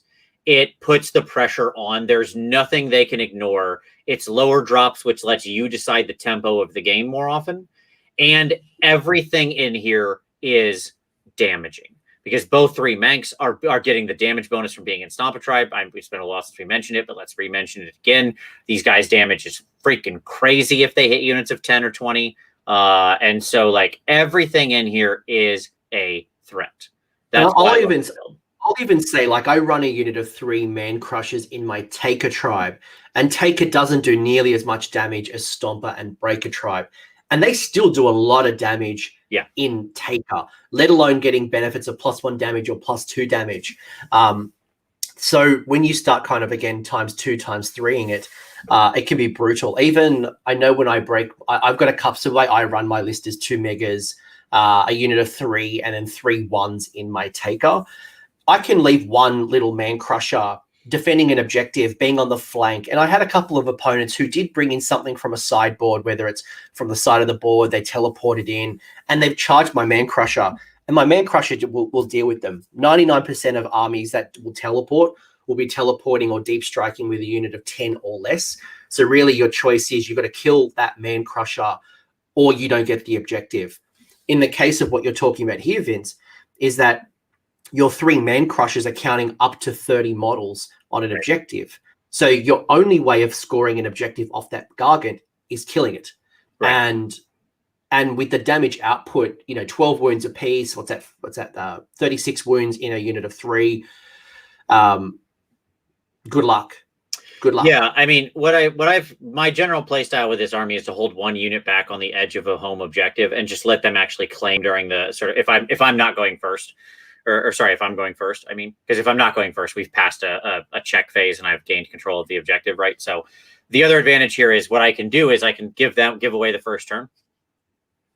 So then we pass an objective check. I've taken control of the objective now and I can walk away from it and still claim it. And if they've got ambushers or teleporters, I'll be like, yeah, go ahead. knock yourself out. You want to drop 5 or 10 dum-dums back there to take my home? I don't care, right? Like, other than Battle for the Past or something like that, where it's so point rich, then sure, I'll leave 3 behind to defend it. It's worth it. But like in general, if it's just say some normal objective, I'll just walk away from it. And I don't care that you've got 5 guys taking my home objective in anything other than something like battle, because I'm going to be taking all of your objectives away from you right now. Like, I am just going to walk up, not even counting killing things, which I'm going to do since this is the army hitting as hard as it should, right? Or something like that. And I'm going to take your objectives away. So you better hope your 5 dudes pay a huge dividend, because you don't own your objectives anymore. That's generally the plan, right? Put the pressure on. The best defense is a good offense. Mel, the cook on Alice. And all it takes is, and if you think about that 6-inch radius around an objective, so it's a 12-inch circumference, all you need is the tip of the Gargan base to be tagged, and it's counting as 10 per Gargan, right? Yep. So a lot of armies aren't running 30 blocks of units, right? So one, you got to get 30 within that 6-inch radius, but then 2, I can literally steal it by being just on the tip of it. So that's what makes it a real threat. And then when you start thinking about the large base of a Mega-Gargant and it, the dominance on top of an objective, you can't surround it and then try to defeat it by having 20. So that's kind of really where the objective play kicks in for the Megas. The other rule that we didn't quite talk about, and maybe you were about to talk about it, but I'm going to steal your thunder, Vince, is that I love the combination that man crushers can run and charge when they're within 12 inches of a Mega. Now, it's not wholly within. It's not wholly within. It is just within. Right. So for me, I play very similar to like Nurgle, where they slingshot their Black Kings or whatever it might be when they're near the feculent Narmor. So the man crushers having they only move 8 compared to a gatebreaker that moves 12. So you quickly fall away from your Mega-Gargants, despite the man crushers doing the most damage. So by being able to run and charge, it does mean that I can slingshot off the back of a gatebreaker, and it does mean that my army is super fast. And then obviously you add the fact that you've got the 3d6 charge from the War Stomper, and that is a very, very, very fast army that can charge turn 1. But I think the risk is that I think people throw their weight maybe too fast, and it depends. Like, getting on the objective early is good, but charging for the sake of charging you're not Iron Jaws. So I think, thinking about your army, you're not as durable. So you're then allowing your opponent to spell you off and just do sheer damage.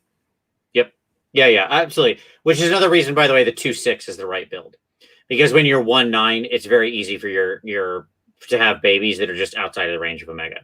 Because you don't generally play the game within a 24-inch bubble, right? Like, that's not like units are farther apart than that, right? Like, and so when you've got 2 Megas, you've got 2 centers of power allowing run and charge. So you don't have to play as like the death of tactics is when you have to play in little bubbles, right? Yeah, I feel that. Anything else you'd want to add to the man crushers, or even just the combination here of Stomper Tribe? We've had a pretty robust discussion on this list, but I really like it. I think if people are still wanting to run lots of smalls and have them in units of 1s, and maybe not put them all into units of 3, Battle Shock is a real thing. I've had a man crusher run off from Battle Shock, and it hurts when a 12 wound model runs away. And obviously, season for taste here. If you prefer we shouldn't build talk about way, the bravery of this army. It will only make me angry. Yeah, it hurts. It does hurt when it runs, and because I don't have a lot of CP, I don't really have any abilities to immune Battle Shock and certain things. Let alone Lumineth making me spend 2 CP to inspire presence. It can be tough. So some people might want to run lots of little 1s and or maybe they want to put a Kraken-eater. So again, season for taste, do what you want to do. It is your hobby. But is there anything else you want to add to Stomper Tribe before we get into Breaker? Nope. We pretty much covered it. This list does work with 3 singlets. You just got to kill the extra command point. So if that's your build, it's no problem. And obviously it means that you're a little bit more dropped, so it's less likely you're going to be able to determine battle. I think being within 4, you are if your drops are 4 or 4, I think you're in a really good spot. Yeah. There are certainly 1 to 3 drops in the meta right now, so it's not like you're always going to determine who goes first.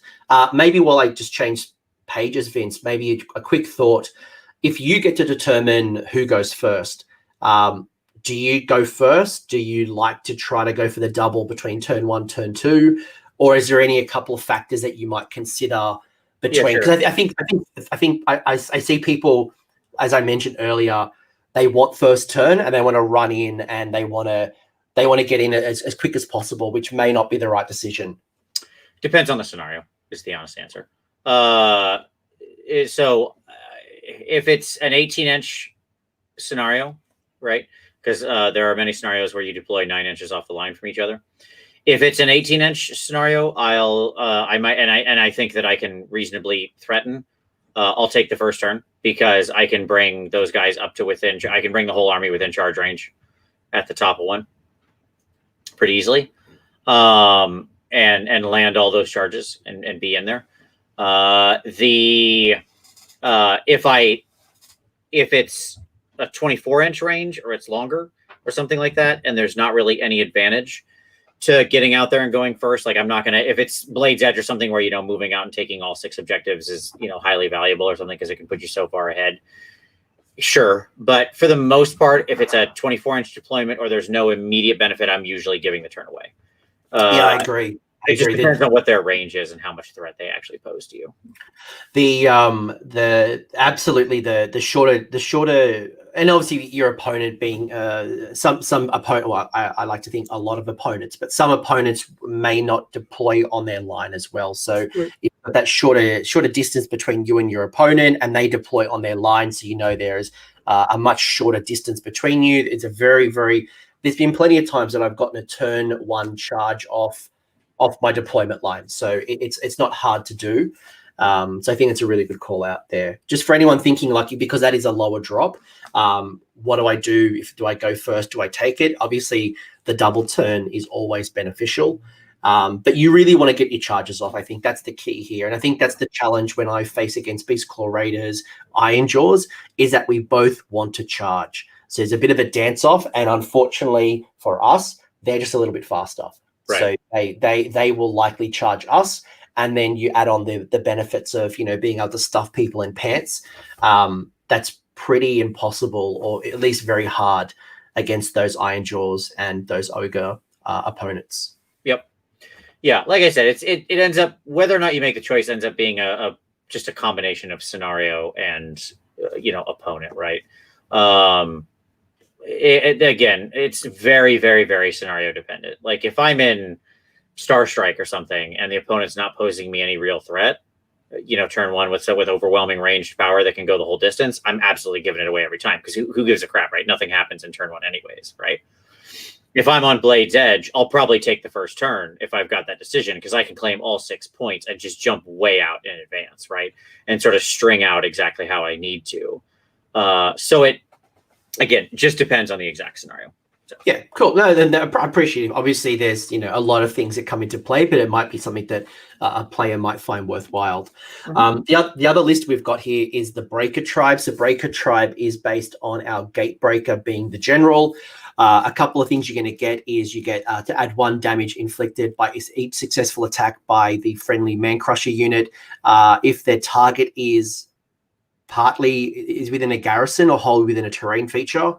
And then Fierce Loathing, which basically you get to choose or roll on the Fierce Loathing table, and the ability applies for Man Crushers, Gatebreaker, Mega-Gargants, and Man Crushers, and there are 6 to choose from. I mean, Idiots with Flags, wins just from name alone. But what's your take on Breaker, and what drew you to the Breaker Tribe? It can give you the vital pluses to hit that you actually need to make Gatebreakers be really effective. The 1 to damage thing is almost irrelevant. Okay. Like it basically because now your Gatebreaker and your Man Crushers have it. That's the key with what that rule is doing. And it basically doesn't matter. Because unless your opponent is really not paying attention or is asleep at the wheel, because the correct answer is just don't get in terrain, right? Like just don't be wholly on a terrain feature and drawing cover, and you don't have this extra damage. Like, there's no reason for you to be on terrain in general. It's not giving you much, so who cares? People don't garrison buildings in most games anyways. And in the one example that always comes up here of KO, I probably wouldn't target the Thunderers anyways. I would probably just smash the stupid boat out of the sky, which I'm not getting the bonus against. I'm only getting it because, like, I'm not going to take the extra -1 to hit for attacking the thing inside. It might come up with your Seraphon if you're going to, garrison a skink priest or some type of, chameleon skinks or something in your Seraphon temple. Sure. And if Sylvaneth makes a play back, especially with the Broken Realms, maybe there's a lot of garrisoning or not even garrisoning actually. Oh, they'll be wholly within a terrain feature. So they technically need to be near their woods, not in their woods, to get all their bonuses. So they're usually not wholly within their woods. Sometimes you will get them in there to block line of sight, but we're talking very niche examples here. I think for most tournaments, I guess the point here is that, again, it's not something you would rely upon. You're like, I'm just going to go for that unit sitting in a terrain feature. It's one example where you can catch people out is the Gatebreaker throws a 4 damage rock. And people will often just kind of without thinking put their small heroes on terrain. Okay. Their 5 wound heroes. They'll just kind of put them on terrain because they're just, it's sort of a reflex that most good players have established. Like, always keep your single, 32 mil base hero on terrain if you can, because why would you not? Right? Why not give them cover? And that's fine. When that happens, they up your damage to 5, which means if you manage to hit and then wound, and you'll tend to punch through their save, even with cover, because you're like -3 rend on that rock, you kill them instantly. Okay, because you turn your 4 damage attack into a 5 damage attack. Yeah, because it's not melee, it's actually just all damage. So that actually might really work. Just thinking about it now, if your opponent has arcane terrain and maybe they have a 5 wound caster trying to hug that arcane terrain, that would basically auto delete if you hit. Yeah, exactly. So that's the one way you can oftentimes, again, a great opponent in round 5 of a tournament is never going to make that mistake, but lots of people will. So there you go. But for the most part, you can kind of ignore that rule because it almost never comes up. So yeah, that was kind of the point, was that it's a cool rule, but I think in most cases, I even my Gatebreaker is rarely fighting against anyone in garrisoning or wholly within terrain, let alone making a whole legion. So I haven't been able to tap into it yet. Yeah. Now, as to Fierce Loathings, let's talk about this. Okay, Fierce Loathings. Here we go. There is one Fierce Loathing that I think you take, and it's not so like scroll me back up. Yep, it's not Idiots with Flags. Idiots with Flags looks the most appealing, okay? Because it actually does hit quite a large swath of units. Most units in the game have some kind of command model, if they're not like, that is to say, non-hero type stuff, right? They have either, because even a single champion in the unit that gets an extra attack counts as a command model. And that is a core rule, guys. So if you're wondering what is a command model, it is in the core rules, in your free 15-page, 16-page document in your War Scroll app. It is anything that is a musician, a champion, or a banner bearer. They all count as command models. And in some cases, like your Bloodstoker, for example, they may even have the totem keyword. Yeah. So rare keyword, that totem keyword, but it exists. Yeah, it's not around as much as you would think. Yeah. Now, why don't I like this rule, even though it applies to most units in the game? Because a smart opponent is going to do the following thing. You're going to charge their unit and likely do a significant amount of impact hits, okay, with your stuff. And when you do so, any smart opponent is going to go, okay, 3 mortal wounds, cool. Standard, musician, champion, they're all dead. Now you don't get the +1 when you fight. Take that. Right? Because most units can afford to lose those models. They'd prefer not to. But if it's the difference between getting wrecked and not, why would you keep it around? Okay. So they'll just pull those 3 models on the impact hits. Right? Or they'll just pull them, period, the first time they do damage, right? And then strip it for future combat rounds. because most units it's not essential to live. Like, there are units where I would not pull it. So, for example, like I wouldn't pull my Skaven Bellringer, right? I'd leave him in the unit and just be like, that's fine. You can have +1 to hit this round. I don't care because I'm going to retreat away from you next round, right? Because that's what lets me retreat and charge. But in the vast majority of cases, they can afford to lose the command models. So you often just don't get this. It also doesn't help killing the things you actually need to kill. So my preferred one, and I think the one that's actually good, is Bossy Pants and Clever Cogs. The first one. So adding 1 to the hit rolls against hero or wizard. Yep. There are actually quite a few wizard units in the game, like non-hero wizard units between New Lumineth and Tzeentch crap. So that stuff is around. But whatever, who cares? But the heroes are the thing you need to get rid of. They're often the thing that's going to cause you problems, that's going to do a lot of damage, that's going to be problematic. And you want, they're also the ones that have the highest defenses that you need to be applying the maximum damage to. Okay. So going up and adding +1 to hit against them is actually highly, highly, highly impactful. Now, Idiots with Flags still has a use. It's just the use of it is if you're going to take a second Fierce Loathing for just your Gatebreaker, because this obviously applies out to your army. But if you're going to, if you take the command trait to gain a second Fierce Loathing, which just applies to your general, then I'll usually take Idiots with Flags just to force the issue and run into people and make them pull those models. Like, because there is still value to that, right?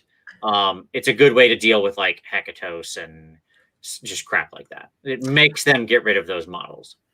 Yeah, I think when I look at this, and if I was not going to a major tournament, and I was playing locally in my local meta, if I was playing in my local meta, there is probably some here that might stand out if I was only playing locally. If I'm playing against a lot of high armored units, for example, the Shinians might have its place. If I'm playing against a lot of monsters, wannabes might have its place. If I'm playing a lot of horde armies, their crowds might have its place. But I think what you just mentioned for sheer versatility, if I was going for the best choice, I think Bossy Pants and Clever Clogs is probably the one that stands out to me the most. Yeah, I should point out that like Bossy Pants and Clever Cogs will grant you its bonus against 95% of the monsters you will actually fight in this game, because non-hero monsters are actually quite rare in this game. Because they're just mostly bad. I mean, Grizzlegore is probably one of your few. Yeah, like unmounted Terrorgeists, Cockatrices if you're playing a joke army from BOC where somebody spammed 15 of them. There's very few armies that are running monsters without mounts. Right, exactly. So that ends up hitting all of those monsters you want to kill. That's why I like it. I don't really care about the unmounted Terrorgeist. I do care a lot about the guy, the Kumquat, the Ghoul King on Terrorgeist, right? So yeah, these are interesting rules, and I think the fact that it's called Idiots with Flags, I just love the name. Mm-hmm. But I will say, Vince, that you mentioned that when you charge a unit, you'll do 3 damage. It's obviously up to 3 damage, so that that is a D3 roll. So D6 for your megas, assuming you're not charging a big thing. Yeah, so there's still still a small chance that you might only do 1 or 2 damage, which means that will still be a musician or a champion. But I think to what you said is still 100% correct. That a smart opponent will just pull out, especially like when I think about what my banners do. My hero will usually get like the unit champion normally gets like +1 attack or +1 to hit. Who cares? The musician often allows me to get like +1 to a run and charge in most cases. And if I'm in combat already, who cares? It's usually the banner that I'm most concerned about. That might give +1 bravery, double bravery, might do something. And normally in a horde, I usually got enough bodies to counteract that banner. So keep that in mind. Yep. Cool. All right. Now let's talk the list. Yeah. Let's talk the list. So again, for our friends on the podcast who might not be able to visually see this, this is the Breaker Tribe. Vince has continued with Akshi as the Mortal Realm. And as mentioned, he's chosen the Fierce Loathing of Bossy Pants and Clever Clogs. You've come in with a Gatebreaker, Mega-Gargant, who's the general. You've got the command trait of Louder Than Words. You've got the artifact of Incandescent Rageblade. You've also got a second Mega-Gargant, which is your Kraken-eater. You've then taken a unit of 3 Man Crushers, 1/1 Man Crusher. So that comes in at straight 2,000 points at 142 wounds. So I think we've already heard a lot about some of these units. We've already heard about the Gatebreaker. We've heard about the block of 3 Man Crushers. Do they play the same role? Are they the same type of unit in this list compared to the last? Or are there differences, and how does the sub-allegiance or the Breaker Tribe influence or change or modify the rules? And then obviously the Kraken-eater we haven't spoken about just yet. Yeah, sure. So this is a little bit more of an all-comers type of list. It's a little bit more mixing in the utility of the army itself is kind of the idea here. So here you've got 2 real hammers, right? So this is the full build on the Gatebreaker. Louder Than Words gives him +2 attacks with his flail. And then the Incandescent Rageblade gives you the 6s double taps, right? And so now you're rolling 12 attacks, and it's you never go below 7 with your flail, even if you're all the way wounded. You know, you're sitting on like 1 wound left. Okay. And the reality that you can this guy just becomes a problem for your enemy army. Like, he actually at this point is doing real and significant damage, because if he goes into most heroes in the game or wizards or stuff like that, since he's getting from the Fierce Loathing, he's going to ruin their day.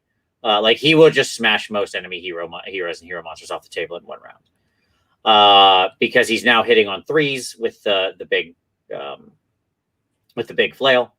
Again, we're always going to be spending the command point if we can to make him reroll 1s, right? When he's on 3s, rerolling 1s, he's incredibly consistent. The fact that you're then, again, on 12 attacks every 6, so again, 2 is sort of the standard outcome, and you can very, very easily now get to 3 or 4 without breaking odds in any kind of way, meaning you will very often generate like 10 to 12 hits out of that flail, and that's just like instant death to almost anything you touch. It's a big, giant problem.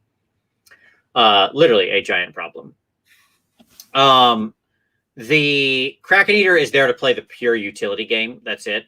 He's there to be your other mega to kind of float around with the 3 singlets here and there and play the objective game, right?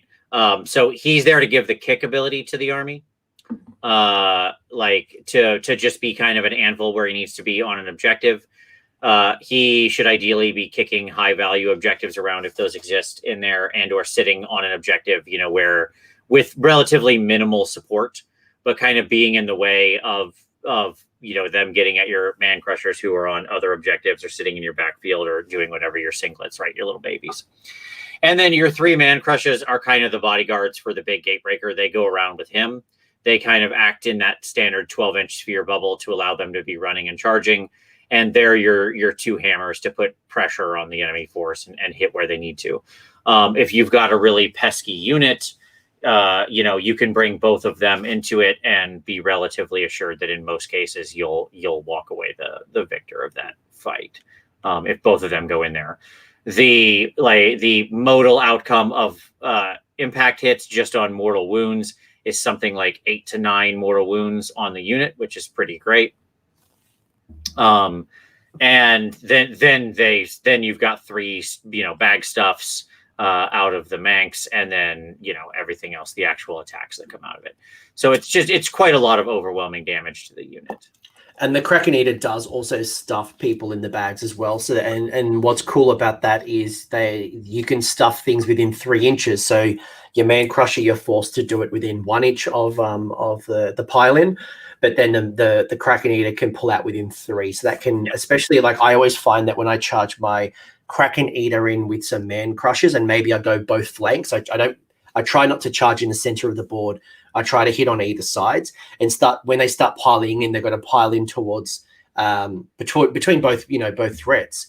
I'm starting to pull out and making really tough choices. I'm not trying to break coherency, but I can if I want to.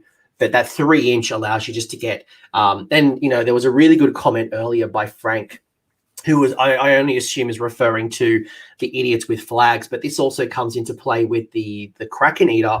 Is that things like Pink Horrors, for example, can't bring back their demons if they lose their banner. So if I can pull out something like that, if I can pull out the Hecatos, but the Hecatos in Mortek Guard happens before combat, even the Lumineth little Warden unit wizard comes is the hero in the unit. So if I can pull those models out, I'm starting to straight up deny that opponent from those abilities. If there's any mortal wound or any special things, maybe goblins with nets, any stormcaster do mortal wounds with a grand hammer or something. I really like that versatility of the Kraken-eater, as well as obviously, and it has a little bit more shooting attacks as well. So it does 3 shooting attacks where the Gatebreaker only does 1. So that does give me a bit more consistency with some ranged attack. Yeah, this build actually has a fair amount of range threat because you'll generally be throwing, rocks out of your 3 unit of baby giants. The Kraken can throw, and then the Gatebreaker can throw. It can actually build up to a little bit of damage since most things in this army are going to be, having some kind of ranged power projection, which is nice. Just to quickly touch a few comments that I saw here. Frank made a comment about Pink Horrors losing their banner, can't get any pinks back, and there's decent value in some matchups to make command battles go away. I do agree with that. I completely agree with that. As I said, I've played Tzeentch many times. I know well all those stupid pinks. But like in the end, it's not worth it to me because what ends up causing you the problem is usually the heroes. The situation you don't want to get into is where, there's a hero you can't bring down. And there are plenty of quite tough heroes you tend to see, especially hero monsters you tend to see on the board, who are more than capable of surviving a Gatebreaker without +1 to hit. Like here's a fun example. I was playing this list and I got my Kraken-eater charged by a Murder Horn from ogres, obviously. The Murder Horn did 21 damage to me, still alive, which is great. And that was pretty bad rolls. He should have done more statistically, but he didn't. 21 was okay. I consider myself quite lucky to walk away with 21 wounds. I did 2 back to him. Right. That's not a fight you're going to win. Like that did. You're dead. You're dead now. You're dead. Right. So like being able to still turn around and smash that guy off the table because of all the bonuses, like with a significant threat is quite valuable. James Brown asked, isn't that a realm artifact? Doesn't the first one have to be from the Breaker tribe? No, your first artifact doesn't have to be from your tribe. It just has to be like your breakers can take breaker artifacts. That's it. And you can't give artifacts from the tribe to other giant types who happen to be in the army. Yet another of the endless things that drive me absolutely insane about the way this army is designed. Fact that if I deign to take a second kind of giant, I can only then take a realm artifact with them. I was going to say, and I did put it in the comments, that if you go take a tribe, there is the very inquisitive command trait that allows you to take a second artifact, and that must come from the take a tribe artifacts. Yep. But unless I was missing something, I couldn't see where I was forced to not take Incandescent Rageblade. So, but yeah, good questions. I think looking at realm artifacts, in my Taker tribe, I'm absolutely obsessed with the perfect protection because it means that and I think one of the biggest challenges that I've had is the ranged attack. So I've only lost games. So I've played about 10 games or 12 games so far, and I've won them all, bar a couple. And I think I've lost about 3 games so far. And the games that I'm always losing is either shooting armies, or armies that charge me, like I mentioned, Iron Jaws. I actually played an Iron Sons on Sunday. The Beast Claw Raider, super heavy Stonehorn, Thunder Tusk builds. It's a tough matchup. It really is. And then I played KO again in Scorched Earths. They literally just come into my backfield and burnt my objectives. And I played Cities of Sigmar with the teleporty Iron Drakes with the Ren 2 bridge. And I think with range 1, and that's where Plate of Perfect Protection came in, it gives me some good defense, makes my Kraken-eater 4+, because we don't really have a lot of protection against shooting. So our best, I guess, protection is offense. It's just getting their face and make it hard for them. Oh yeah, we don't. You could have just stopped it. We don't have a lot of protection. You didn't need to add the against shooting. That was fine. Against magic, against melee, against shooting, against losing. That is correct. I will say it's also helped me a lot. I mentioned Chris Welfare earlier. He was playing with double catapults from OBR, and as you might know, it has no rend, but it does 5 damage a piece. So being able to deflect 5 damage off those megas was massive for my boys. Yeah, something like the Cestus will really pay huge dividends against attacks like that. Like, it's crazy how easy it is for you to shake off catapult attacks if you happen to be in Stomper Tribe with the Ironworld Cestus. You're laughing at those skulls all day long. Yeah, so I mean, I think this list is pretty straightforward. It is the much more utility version of the list. It goes up to 6 drops, which is not as good, but it nonetheless it has 2 quite strong hammers. It has all your utility pieces that you can bring to bear. And to me, okay, so let me talk about one of my general philosophies. In general, my belief in this game is armies that win by leaning into strengths, not compensating on weaknesses. That's not universally true, but it's pretty true. Okay. And what I mean by that is, like, if you've, like, we mentioned that this army kind of sucks at defense, right? Or whatever. Taking things that are like minor additions to your defense aren't going to, in general, often make the biggest difference, unless you're talking about like going full on defense in Taker, where you're able to stack multiple things and actually turn your Taker into quite a defensive giant. So to me, it's about building on the strengths. Like, the Gatebreaker is already the offensive giant. Let's make him the super offensive giant. Yeah. Right. It's that kind of thing. With the Stomper Tribe, it's like, well, the Man Crushers are already the most offensive unit in the game. Cool. Let's play Stomper Tribe and make them the most offensive, or not in the game. Sorry. The most offensive unit in the army. Let's make them the most offensive unit in the army. Right. That kind of thing. And so, like, I just believe you're going to get better dividends paid out of that. I also think that in the end, this army has a problem where it can't really play the attrition game. You'll get out attritioned by things that are good at attrition. And so but if you up the offense, you can tilt things. You can tilt things in your favor, right? To where you're killing them before they can outlast you. So that's why I generally believe in that.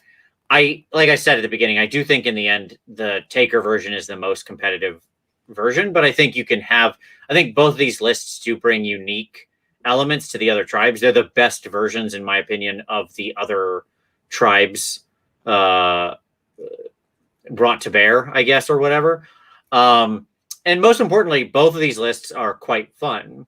Yeah. Like, you will have a good time playing them. Let me say it that way. Like, they do kind of, if you're somebody like me and you ultimately wanted to play your giants because you wanted to make monster noises and smash your opponent and go roar, then these lists will accomplish that. They will accomplish that, en masse. Before I move into our final thoughts, and there's some interesting questions I want to pull out of the chat to kind of bring us home. But I will say that I mentioned I was at a tournament recently. It was like 40 players, just COVID restrictions. We could only have that many players, which I just think was still great at the time. And I went 3-2, and there was another Sons of Behemat army that came, and it was a Gatebreaker army. And it ran double Gatebreaker, which I thought was really interesting, and really tapping into that Gatebreaker keyword. I don't recall exactly which of those fierce loathings he took, but getting double Gatebreaker, tapping into, like, even say bossy pants, could be really brutal. And then having whether it's 2 units of 3 Man Crushers, so going back to your original list with the 4 threats, or even breaking it up like you just had with a couple of screening units and things. I think for me, when I look at Gargants, I get to do all the fun things, the things that I want to enjoy, and I have actually been competitive. I don't think that there's been a game that I don't think I've been in it. And I mentioned that I've only lost a couple of games. Those shooting games against KO and against Cities of Sigmar with the super stacked up Iron Drakes teleporting, you name it, the sorceress with a stabby unit, having the 2 priests. I lost it in turn 4. I lost the KO game in turn 4. Yeah, I was up the whole way. So it's not like it was like turn 1, the game's over, see you later, let's go to the bar. I was in it the whole way. So I think when you're getting into this army, you are going to have fun. You are going to be competitive. It's not an instant 5-0. It's not an instant 0-5. And there are some challenges and restrictions in your list building. And, as it stands, if you want to bring some chaff in, you do have some mercenaries through Flesh Eater Courts or through Fire Slayers if you want to tap into the mercenary pool. But I think you've got some cool builds. And maybe to kind of bring it home, yeah, let me say this real quick, because I think I want to build on something you just said. Yeah, please. This army has about 140 wounds. Okay, like on and almost any way you build it, you end up at about 140 wounds. Okay, it's just the nature of it. Like, it is the most on rails wounds army you can play, right?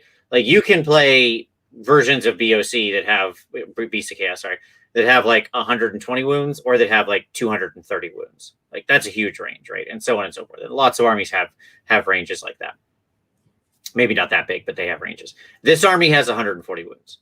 Because in almost any combination, that's just simply what it comes out to. So what you need to think about is, what's the average damage output of the enemy army per round? Because that's your attrition. That's what you're going to attrit, right? And when you look at something like KO does about 30 damage a round usually, if they can bring their might to bear, which they usually can, since they can pick up and land and stuff, right? So you can survive 1 round of shooting from them. Like, generally, they won't be able. They'll lift like a unit. They'll lift your unit of babies round 1. That's a good KO player will lift, drop, and kill your biggest hammer, which is the unit of babies. A smart KO player will just shoot them off the board, and they'll tend to stand a pretty good chance of doing that because you're on a 5-up save. And then they'll pick your other babies off as they go, and they'll leave you with 2 megas, right? Because they know the megas have the least chance of being able to bring down their boats. And they can then attrit you down, right? Because you can't control more than 2 objectives at that point. And they can just gun haul or other objectives and stuff like that. So, somebody asked, like, how do you play the top shelf stuff, right? So Tzeentch, Seraphon, KO, the sort of alpha predators right now. Hopefully not much longer. Let's say at the time we're recording this, hopefully like maybe 3 days longer. Before those armies get kicked in the teeth. The answer is, it's tough. Like, those are tough matchups. You're on the back foot. It depends a lot on what those armies are, though, at the same time. Tzeentch armies, depending on your build, aren't that challenging for you because they don't have a ton of wounds. And if they're a flamer heavy build, then you've got to get rid of the flamers ASAP. Like, you got to clean those boys out, because you can weather the magic. Like, Tzeentch can't do enough magic damage on its own through mortal wounds to really threaten you. Okay, but the flamers will pick your army up, because they'll do 60, 70 wounds in a round to you. You cannot withstand that heat. Well, right? They rend 2 as well, right? So your man crushers have no armor save, straight up. Yeah.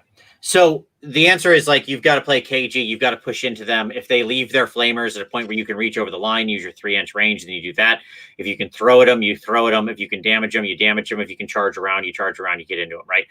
Like, you've got to know what's actually posing you to threaten the army. I'm not scared of the big stupid bird. I'm not scared of your stupid bubblegum pink horrors. Like, those are just tar pits I'll eventually clean out. You're going to do like no damage to me, and I'll blow those things up. Okay. But what I'm scared of is the things that will actually, really lift me off the table faster, to where the attrition war that I want to be in, where I die at the end of round 3, but by that point I've built my score up enough to where you can't win. Like, that's ultimately what this army is, right? I'm trying to win by round 3 or 4 and make it so you can't win anymore. And when you find those enemy units that are just like, right, where they start to push the damage out of 30 a round to 60 a round, and suddenly your army's dead in 2 rounds, you're not going to survive to that point anymore. So being able to prioritize threats, right? Like the normal flamers, assuming they're running around at, like Ren Neg 1 or something, or doesn't, like, because there could be multiple builds, but whatever, it doesn't matter. Assuming that the way you tend to see them is at Ren Neg 1, they're still basically blowing right through your man crushers. They just basically don't, like, your save doesn't basically exist to them at that point. And they're more than capable of doing 36 wounds to a unit of them, or to just like pointing 3 of them at a baby and going, that baby's dead. Zip. It's just gone instantly. The math is almost catastrophically against you that it will survive, right? So it's just like with KO, the key with them is like, you've got to get them out of those boats, and you've got to spread out so that they're forced to drop into bad positions, right? If you can control where they can drop, and if you can be on the objectives more, they're not going to be able to take objectives away from you. They're generally very few models. Like KO's big challenge is they count as basically nothing when they're zipping around in their boats. Yeah.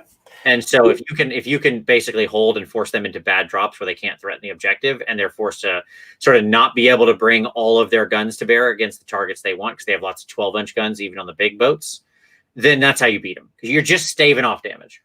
And that's probably been one big benefit that we have versus other armies. You see a lot of armies with these Death Stars or castles where you require, power pairs or, 2 or 3 units to buff up a particular unit or keep it, at its maximum potential.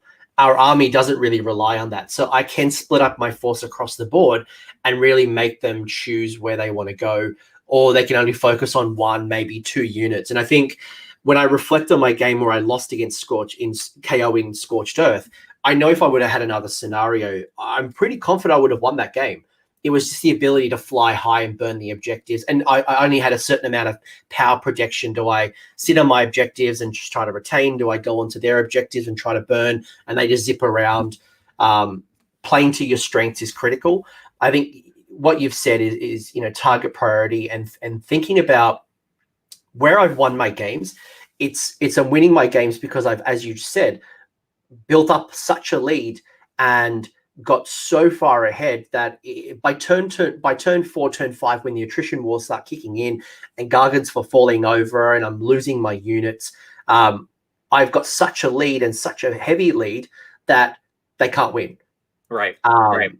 Even without units, games like Focal Points, even without the buff to monsters and behemoths in VPs, I've just got such a big lead that, and a Kraken can then kick the objective and make it even harder for my opponent to score. I'm forcing it away from the board and splitting them up even more. So, that's fascinating. Yeah, when it comes to like that Stompa army, that is sort of my favorite actual way to run this army. Like, I don't mind Tzeentch that much. I'm going to, like, my Gatebreaker, I'm going to be throwing a big rock at whatever demon hero happens to be near the pinks that's extending its neg 1 to hit to them, right? Or because that's who I want to take out. I want to get rid of that neg 1 to hit if I can before I go in there, right? So I'm going to throw rocks at that guy in any way shape or that I can, if I can take that guy out. And then when I go into pinks with my man crushers in that build, they're going to accelerate my damage, right? Like, I'll attack with the non-man crushers first because I'm not worried about the melee kickback from those dudes, right? They're not going to put on enough wounds for it to really matter.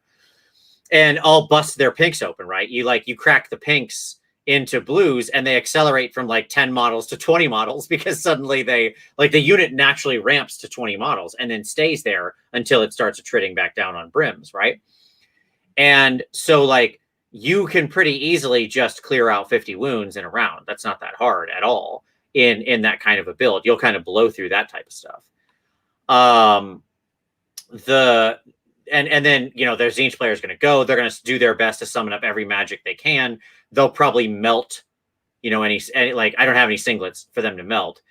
On average, a Tzeentch army is going to do something like, depending on what kind of cast they are, they're going to do somewhere in the range of like 10 to 20 mortal wounds in their hero phase through casting, depending on how hot they roll and their exact build. And, do they have Kairos or blah, blah, blah, blah, blah. Did they take the scribes and do they have rerolls and whatever.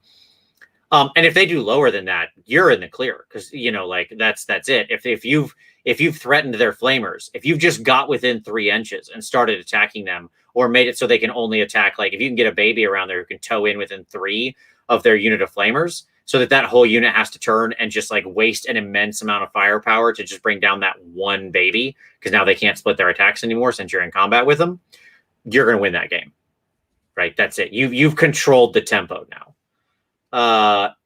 Again, I will say, I think the toughest matchup isn't the shooting stuff, it's the melee stuff. The melee stuff is what you have to be afraid of. Like, who are you thinking with melee? A tooled up dock army is a nightmare, right? Because they have nothing you can really rock out. Like they might have a hag queen on foot, but a good dock army has a hag queen on cauldron. Yeah.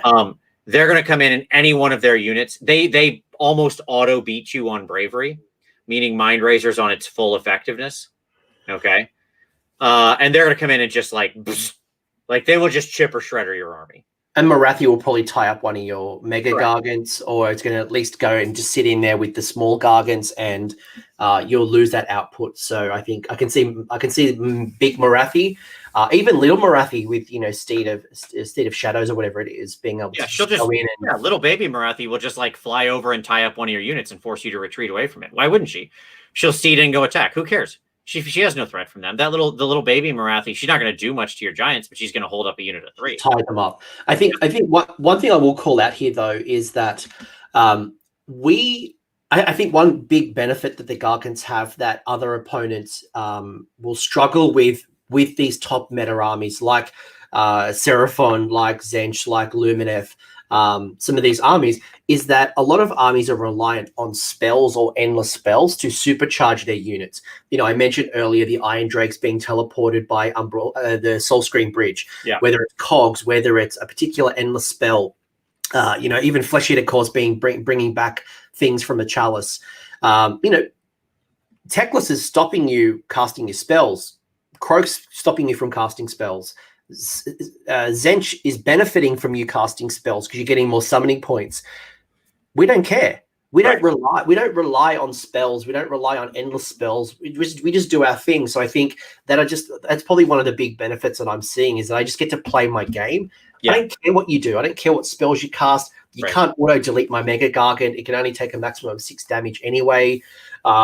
Like whatever, just do your thing, and I'll do my thing, and I'm not reliant on my opponent failing or casting. It's me and only me. Mm-hmm. Yeah, agree 100%. Like I said, I mean the tooled up dock, the tooled up Beast Claw Raiders, the tooled up Iron Jaws, like or Big Wall or whatever. Those are the armies that are going to be your actual natural predators. Yeah. Because they pack many units that will lift any of your units in a round, and you can't do the same back to them. Right? They're also much faster. Like if you play against an Iron Jaws or Big Wah who's in the right sort of battalions, where they can, where that Mega Boss on Maw Crusher can move 36 inches in a round, right? I mean, there's nowhere to hide. Like he's engaging the one he wants. He's having the fight he wants. He's going first. He's hitting on 2s, rerolling 1s. He's hitting for outrageous damage, and he's just going to blow that unit away, right? So, I've played against Iron Jaws. It was not a great match for the Giants. Those I think are the actual. It's kind of you actually have some game. You're on the back foot, but you have some good game against the top tier armies. I think it is more those melee guys that pose you real interesting threat. It's play this army against OBR. That's a very fun matchup, actually. You're quite good against OBR because they tend to have small elite units. They tend to rely a lot on their armor saves that you just bye, like those are gone, and you can pick out their hecatoses and stuff like that. Like you're actually quite a potent threat to OBR.